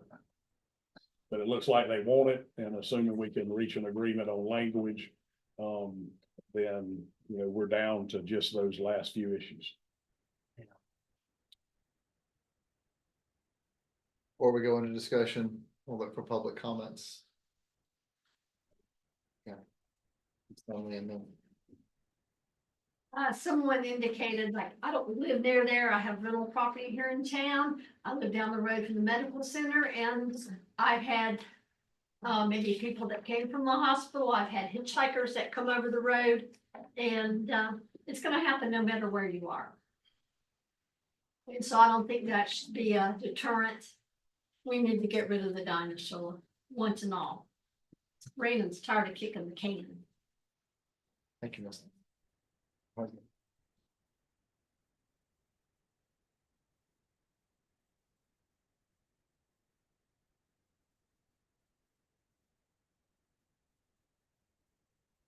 You know how I stand. I'll sue you if you damage my neighborhood, or if you, by your actions, you cause a decline in property values, I'll hold you personally accountable. So I'm gonna bypass my own personal comments, and I'm gonna read at the request of Deborah Griffin, Doctor of Audiology, downtown business owner, and downtown resident across Lake DeSoto. One of the other 4 people that can call that lake home. She writes, on July 8th, 2024, prevent the establishment of a mental health facility in downtown Lake City meeting. LSHA meeting where 8 to 9 public statements were allowed prior to the board members of Meridian speaking at length, only focusing on, we fix the patient's issue of addiction, mental disease, and take them home to their family. This ignored the fact that it is rarely one and done. The Meridian board members and CEO minimized all of the public concerns as lack of education and fear. So several issues they never directly addressed or gave a rosy answer. Repeat patient. On average, what percentage wind up back in Meridian or some other mental health facility? 2, when and where are patients released if they're homeless for any reason, like the family is not willing anymore, or they have migrated from someplace and are homeless? How does this not contribute to our current homeless situation in Lake City? Why downtown Lake City? Meridian may be spending $10 million to retrofit, but they're being gifted a valuable asset. What an incredible financial win for Meridian and loss for Lake City residents. Business in downtown and all around the lake are concerned about investing in their properties and are holding off on improvements or expansion based on the unknowns surrounding the Meridian deal. Expansion based on how can Meridian convince us otherwise? Mr. Savoy proudly proclaimed that they are working with FGC on a training program. That's great, but why doesn't FGC or DHS contract the services of Meridian anymore? People with mental illness and addiction are known for committing acts that would be considered indecent. How would they prevent a patient housed in a room facing Lake DeSoto from exposing themselves or making other lewd and lascivious gestures as children and families walk around the lake? Mr. Savoy stated drug addicts do not want to be inpatient Meridian, so why wouldn't they act well? Since Meridian is a 501c3 organization, they are not required to pay federal or property tax. How does this financially benefit the city of Lake City? It doesn't. How can the public schedule a tour of the Meridian facility in Gainesville? Share the contact information with the city reporter and through the LSHA. One more paragraph. Mental health and substance abuse law HB 7021 went into effect July 1, 2024. This bill removes limitations on ARNPs and PAs serving the physical health needs for individuals receiving psychiatric care and authorized psychiatric nurses to release a patient from a receiving facility when certain criteria are met. What is that certain criteria used by Meridian? Again, Deborah Griffin, Doctor of Audiology, owns a business in your downtown. So contrary to statements that have been made that the business community supports this, it's not supported. Thank you, Mr. Holmes.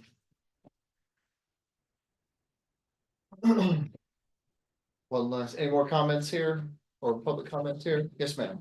I have a question. I wasn't here earlier because I thought we Here, If I could get you up on the podium, please, and, over there on the north. And yes, ma'am. I wasn't here earlier to see there's a lot of concerns about the playground here next to Meridian. Yes, ma'am. I have, because not only do parents come with the children, but sometimes the children come on their own. And I have a very concern about that because we want our children to be safe. I know adults have events over there, but not all the time adults are there. So I don't know, have you considered that or not, but I just wanted to point it out. Thank you. Ma'am. Any more public comments? On Mr. Liker has one.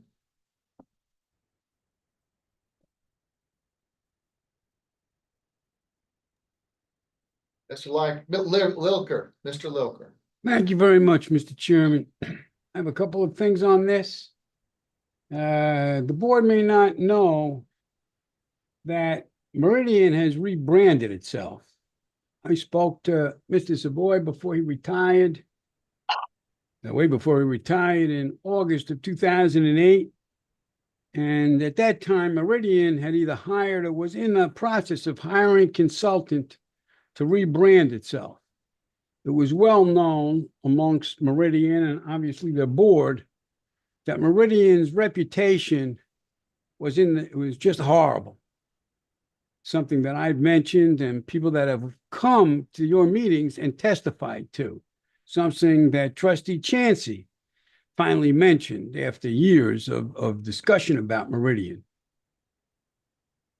Meridian sent out a release, at least one of the board members, it appears, did, that Meridian is excited to officially introduce our new brand identity with each of you. As you may notice, we have changed our name, colors, and logo. It goes on and then says Meridian Healthcare, which is the new name, believes that mental health is healthcare. Well, I guess obstetrics is healthcare, but those people that are obstetricians don't take obstetrician out of their name and say that it's just involved in healthcare. People that are psychiatrists don't take psychiatrists out of their name and say they're just involved in healthcare. People that are internists don't take internists out of their name. But Meridian's reputation was so bad that they hired a consulting firm, and this says they have changed their name. So if the board looks at the contract that Mr. Kennan read, I guess for 30 minutes before today's meeting, it says the agreement is between Meridian Behavioral Healthcare. But it appears, and I'm not 100% sure, that Meridian is not Meridian Behavioral Healthcare anymore. Something that I probably shouldn't have to tell your attorney. And it would appear if that's the case, then that contract needs to be changed. I would also respectfully point out to this board at another meeting, Ms. Chancey brought up the fact that this was a gift. And I'm looking on the top of this agreement, and maybe it's changed someplace else. It says agreement for the purchase and sale of real property. Well, I looked up sale in a dictionary, and generally that's considered of exchanging something for money. You are exchanging money with Mr. Powell to sit there for the last almost 2 hours and say nothing. I guess he needs pin money. But I don't understand why why this contract title has not changed, because it's not a sale, it's a gift. It's a gift by the taxpayers of Columbia County, all of them. So those are the points that I have to make. It's time this board address the quality of care of Meridian Behavioral Services, which they used to call themselves, because if they felt strongly enough to take the words behavioral health care out of their name. That's an issue that this board, other than Ms. Chansey, has never addressed. Thank you very much, Mr. Chairman. Those are my comments. Thank you, Mr. Logan. Okay, I believe we have exhausted the public comments. Open to discussion for the board.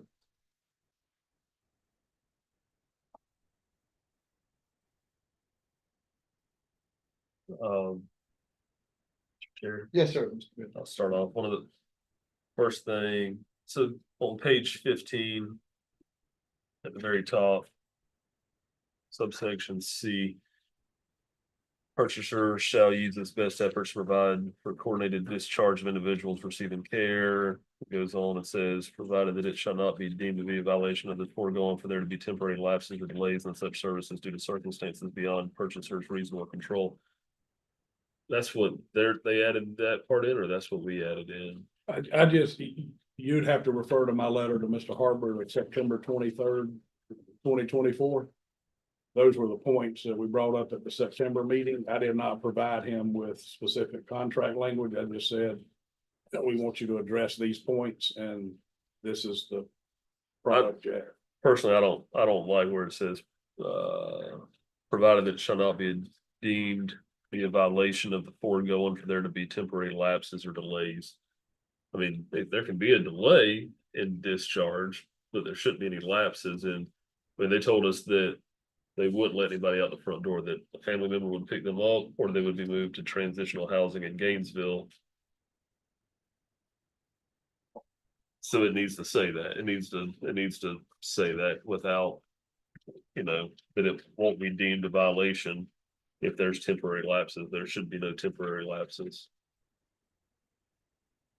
They also, excuse me, Mr. Bill, I was just gonna say, they also stated that they would be transported to that secure environment, home environment. Right. Yeah. Yeah. Because it defeats the whole purpose of their treatment to just open the doors and release them. That's right.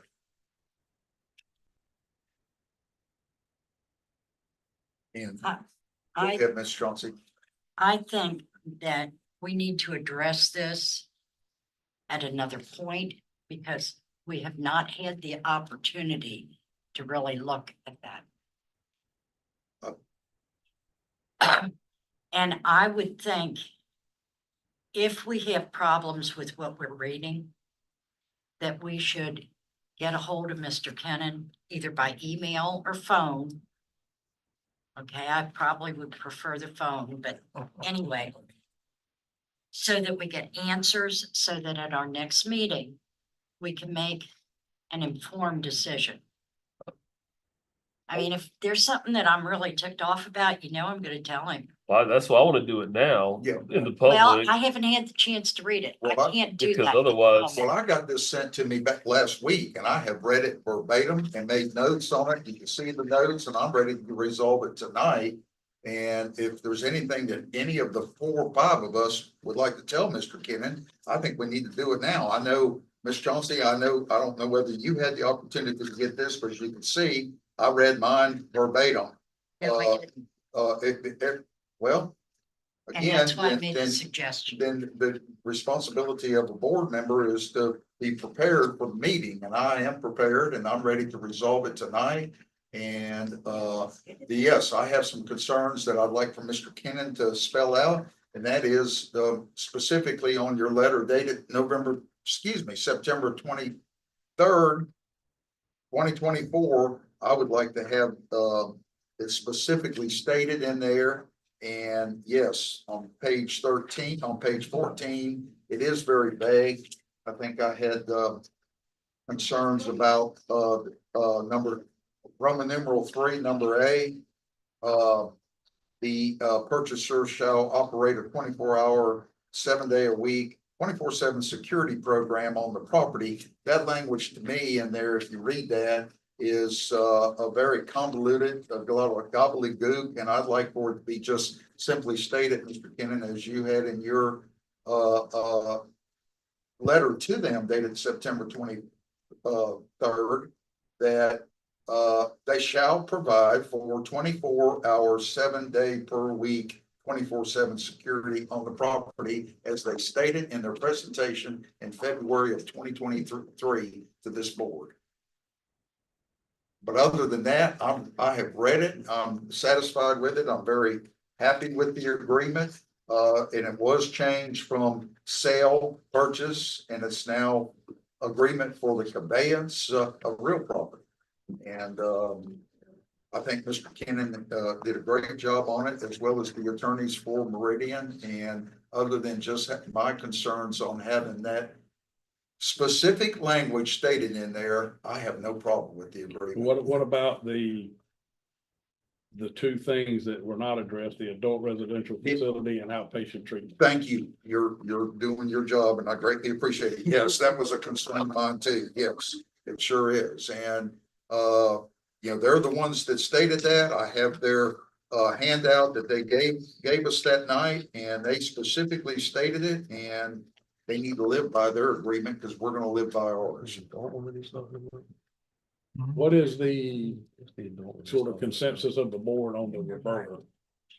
And I think that's we can play with language till the cows come home, but I'm assuming the board's okay with the FAA parcel, assuming I get with Mr. Williams and we get the appropriate language as to what licenses they have to keep. That's not, I don't think, a big deal. You're talking about the helipad. The helipad.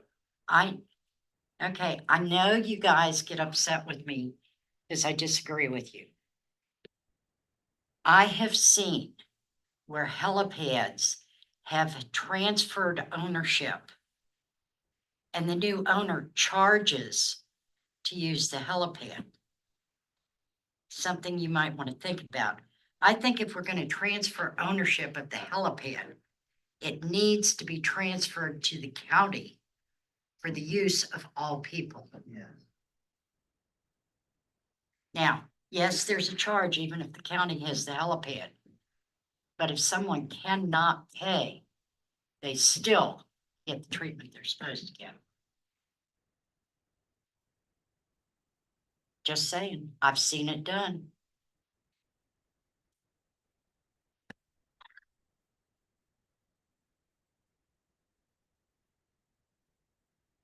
So the reverter issue. They have, I think, if I read between the lines right, their bottom line is 30 years. If this board wants it to be forever, I need to know that because I don't need to continue to massage language over and over if that ends up being a deal breaker.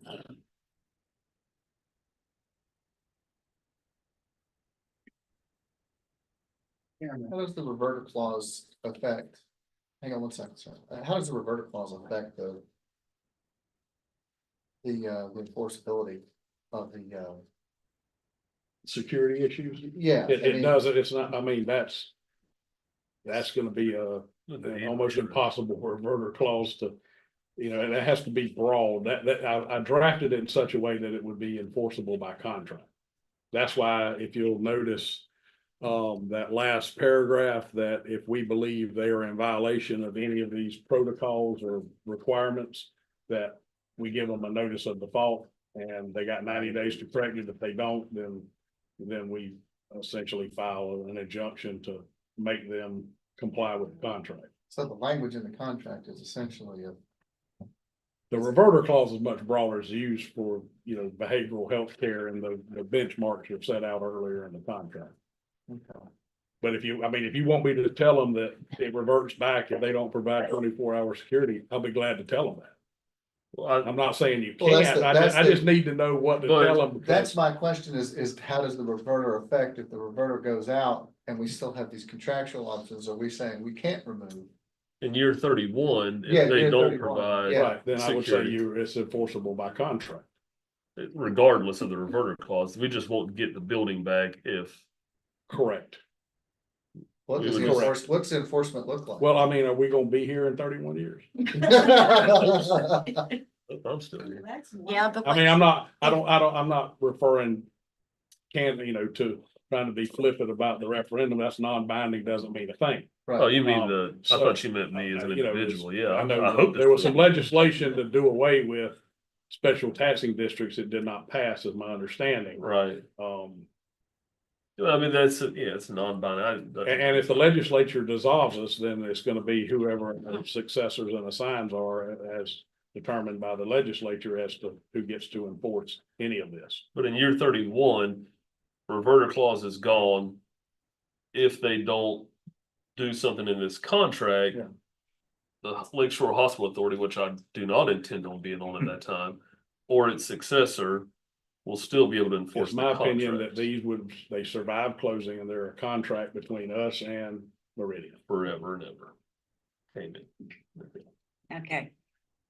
Why do we need a time limit on the reverter clause? Why can't it be perpetual? That's my question. If this board Yeah. says it's, I think if this it board should says be. it's perpetual, I need to tell Meridian that now. And Yeah, if they say that is an absolute deal breaker, then we don't need to because concern ourselves with exhibit B. at Brandon's and Stephen's age, 30 years is not that much. Do you know how much that property would sell for 30 years from now? Without a reverter clause? Couple $100 million. Ah, I You'd don't be know, able it's to get supposed that drive down. property values down, so it might not be much. Fine, Real that's fine. funny. Mr. Chairman, since you I think guys. we've already had We've already public done, comments. sir, we've already done public comments. When we bring a motion up, we'll do it.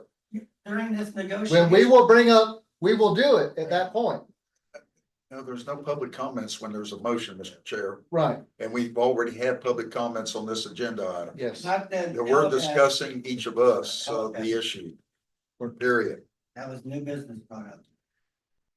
After the motion was made.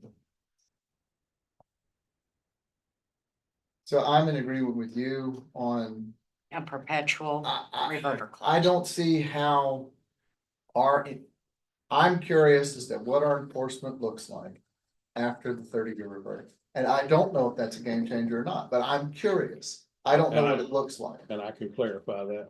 I thought that we were already told several months ago, help me, Mr. Williams, that they did not want anything above a 30-year revert. Was that already? Yeah. That was already there? That was addressed when Mr. Savoy, Savoy was here. yes. So the reverter is not there, so the contractual, sorry, and bear with me, guys, the enforcement of this is contractual. I was just under the impression that that was a reverter. The reverter is they ever cease to use it for mental health care facilities or Right. services, the property in its form or state at that time reverts back to the Lakeshore Hospital Authority. So if they Okay. get in there and 10 years from now, it's, that corporation gets dissolved. Right. Right, then it's not being used for a healthcare facility. It's like the existing hospital that left. Gotcha. All right, so if it's not used for a broad term mental health That's right, and treatment, they it can't comes get back. they can't get their funding if it goes beyond the 30. That was what Don said, in that. Well, is that right, though? he indicated it would be difficult to, He would be able to secure funding in the first place if it went beyond the 30. I'm almost certain that's what he I'm said. not sure. I think that's what it said. He had a Yeah. concern that the longer the reverter clause was, the more difficult it was to So get, they couldn't move forward. that they couldn't move forward Well, with and- getting and- the funding they needed. My apologies if we agreed to it previously, I'm not. We've going not back agreed on to it. anything that we Well, have a but- signed contract. We've indicated. But again, I posed the question to them. They referred to a statute that says, that statute says there's no reverter clause termination as a matter of law between a not-profit governmental entity, et cetera.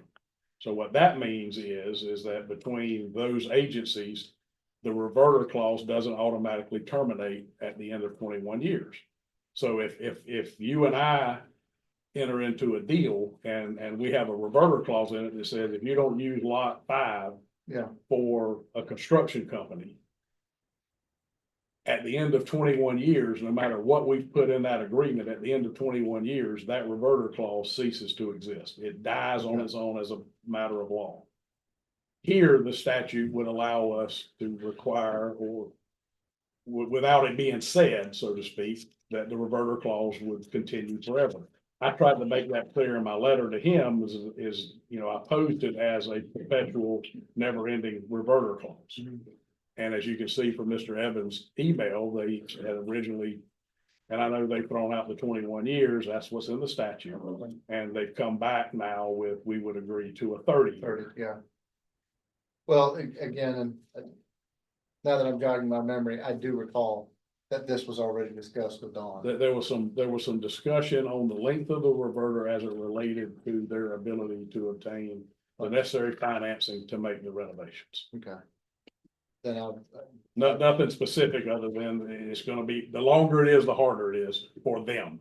and I would retract my further statement. Then the reverter clause at 30 years is agreeable to me.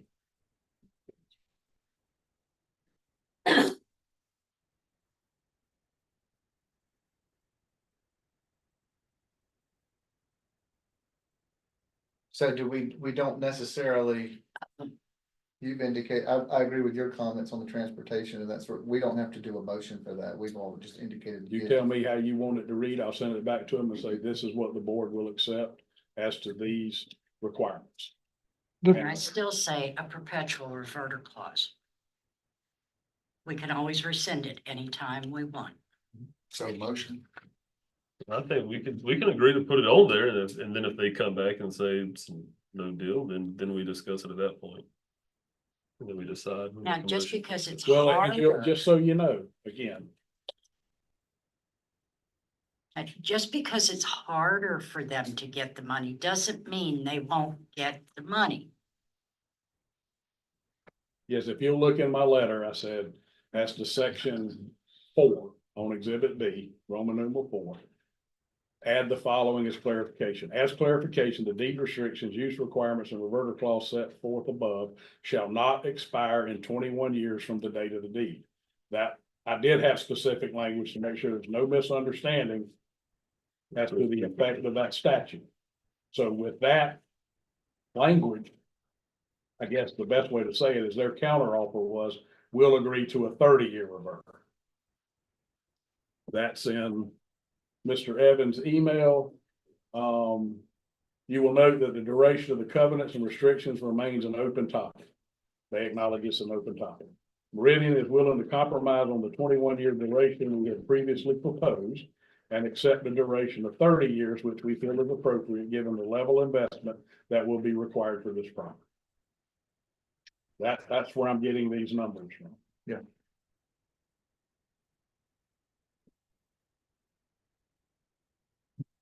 Todd, the two items that were not addressed, do you need us to help you define those? What specific services and et cetera? Yes, if we want to, as I understand it, the trustees would want some of the fluff, the lapses, that language to be eliminated, and then we would need to send back, I would say at this point, I can get with Mr. Williams and we can send back what we define as an adult residential facility and an outpatient treatment.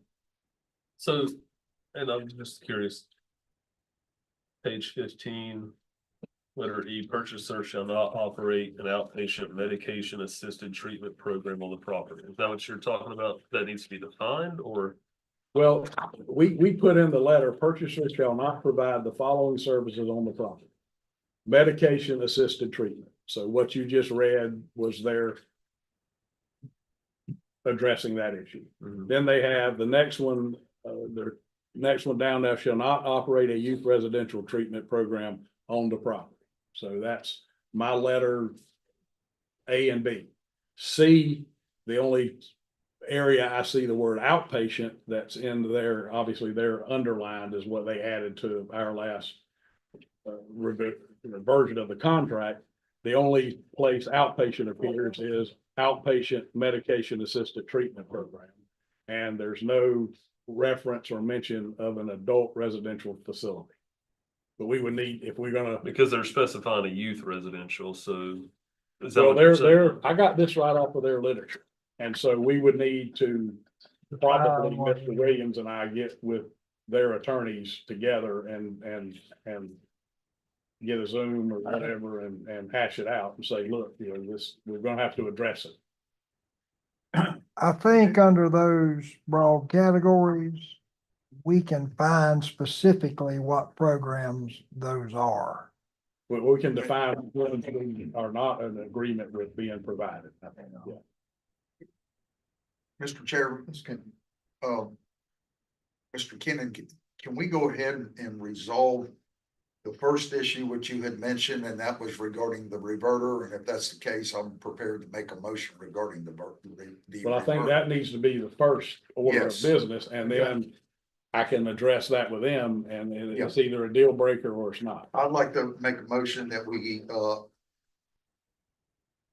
continue to, on page 16 of this, amended agreement that was just provided to us last week, by email, that we continue to keep the page 16, item number 4, duration, where it's been stated that the duration of the deed restrictions, comma, use requirements, comma, and reverter clause set forth above shall be 30 years from the closing date, period.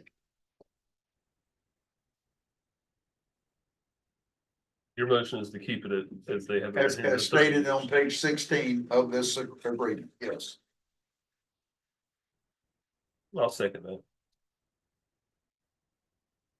So, motion and a second. To accept the 30 years, for the reverter clause on the table. Do a roll call vote, Ms. Please. Nancy? No, Yes. Yes. Bill? Yes. Motion passes.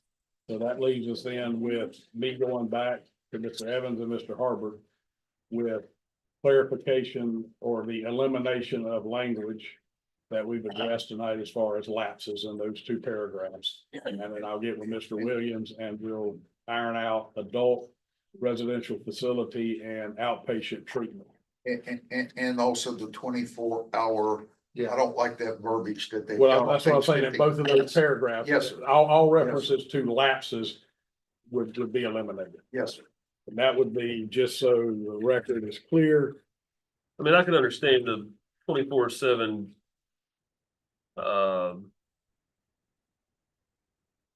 Where's it at? You're looking Triage, at screening, walk 3B. assessments. Yeah, I mean, if it's a natural disaster and they have to close an operation down, I fully understand that, but Yeah. they should still have Well, security. and that kind of, that situation then would obviously come under the notice of default, but you know, if there's a natural disaster, we notice you haven't provided security. We obviously all know why, but you got 90 days to get it reinstated. Yeah. Well, I'm not even talking about security. I think you could still have security during a natural disaster. Yes, I agree. They can hunker down a strong building and survive. Let's say that's But what it's the- built for. Important. Dinosaur or not. Mr. Chairman, if I may, Yes, sir. I just would like to remind my fellow board members. I don't know how many of you actually remember this, but I know Ms. Foreman had stated she had moved here in 1965. When I moved to Lake City in 1975, Mr. Bullard, do you remember what this building that we are in, what this used to be? Jail. A county jail, and it housed between probably close to 70 and 80 inmates. And most of those inmates were in here on no bond. And I also remember, and Mr. Powell, I'm sure you remember too, the streets of downtown Lake City had right up the road here, a big sporting goods store, boating store, and we had about 3 or 4 jewelry stores and clothing stores, several of them, hardware stores. And it was a thriving downtown business. Car dealership. A car dealership, a Powers car dealership, and banks. And we had several businesses all up and down this street that very lucrative businesses. And then, of course, some of them moved out west of town, i.e. McDuffie Sporting Goods, after the many years they were downtown. But this was a jail.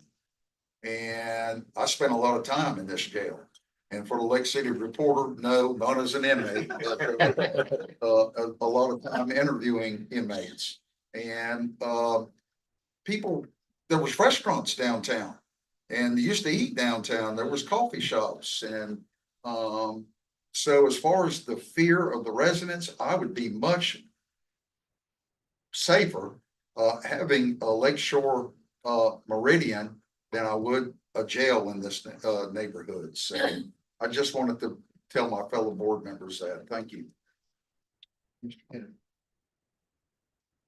There any other comments, wishes from the board?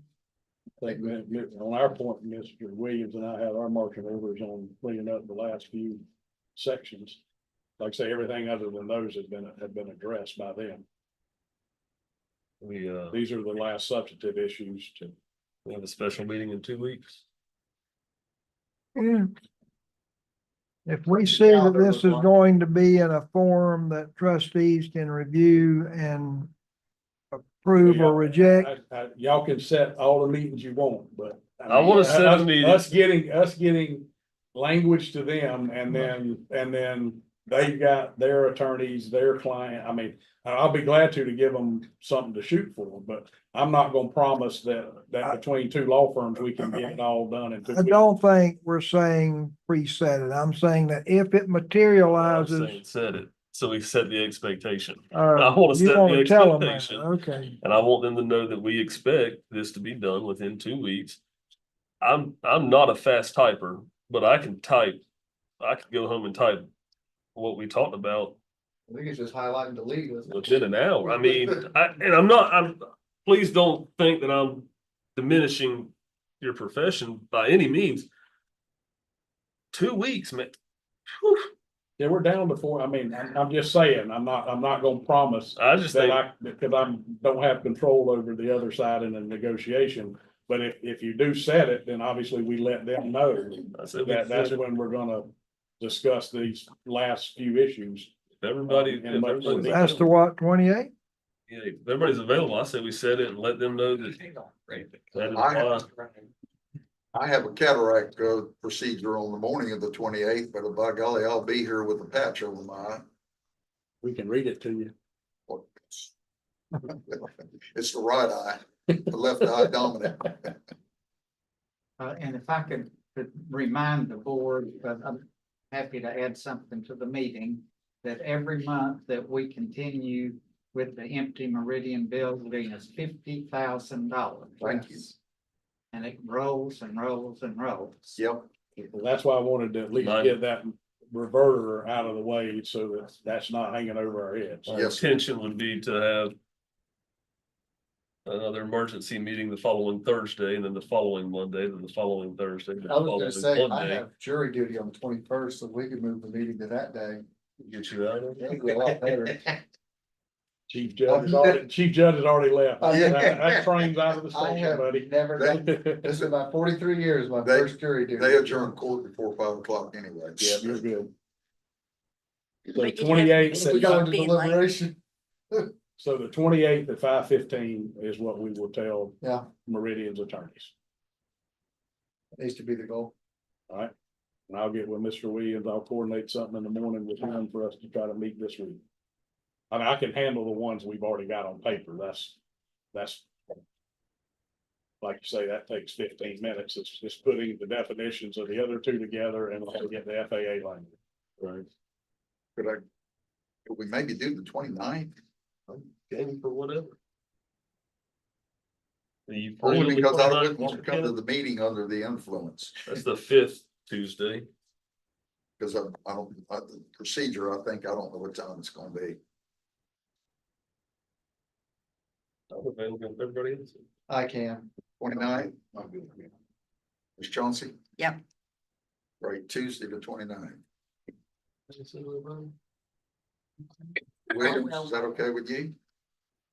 Far as I know. I can't keep one of those electronic calendars. That's all I have to vote on. All right, I'll put that on my calendar. Sir.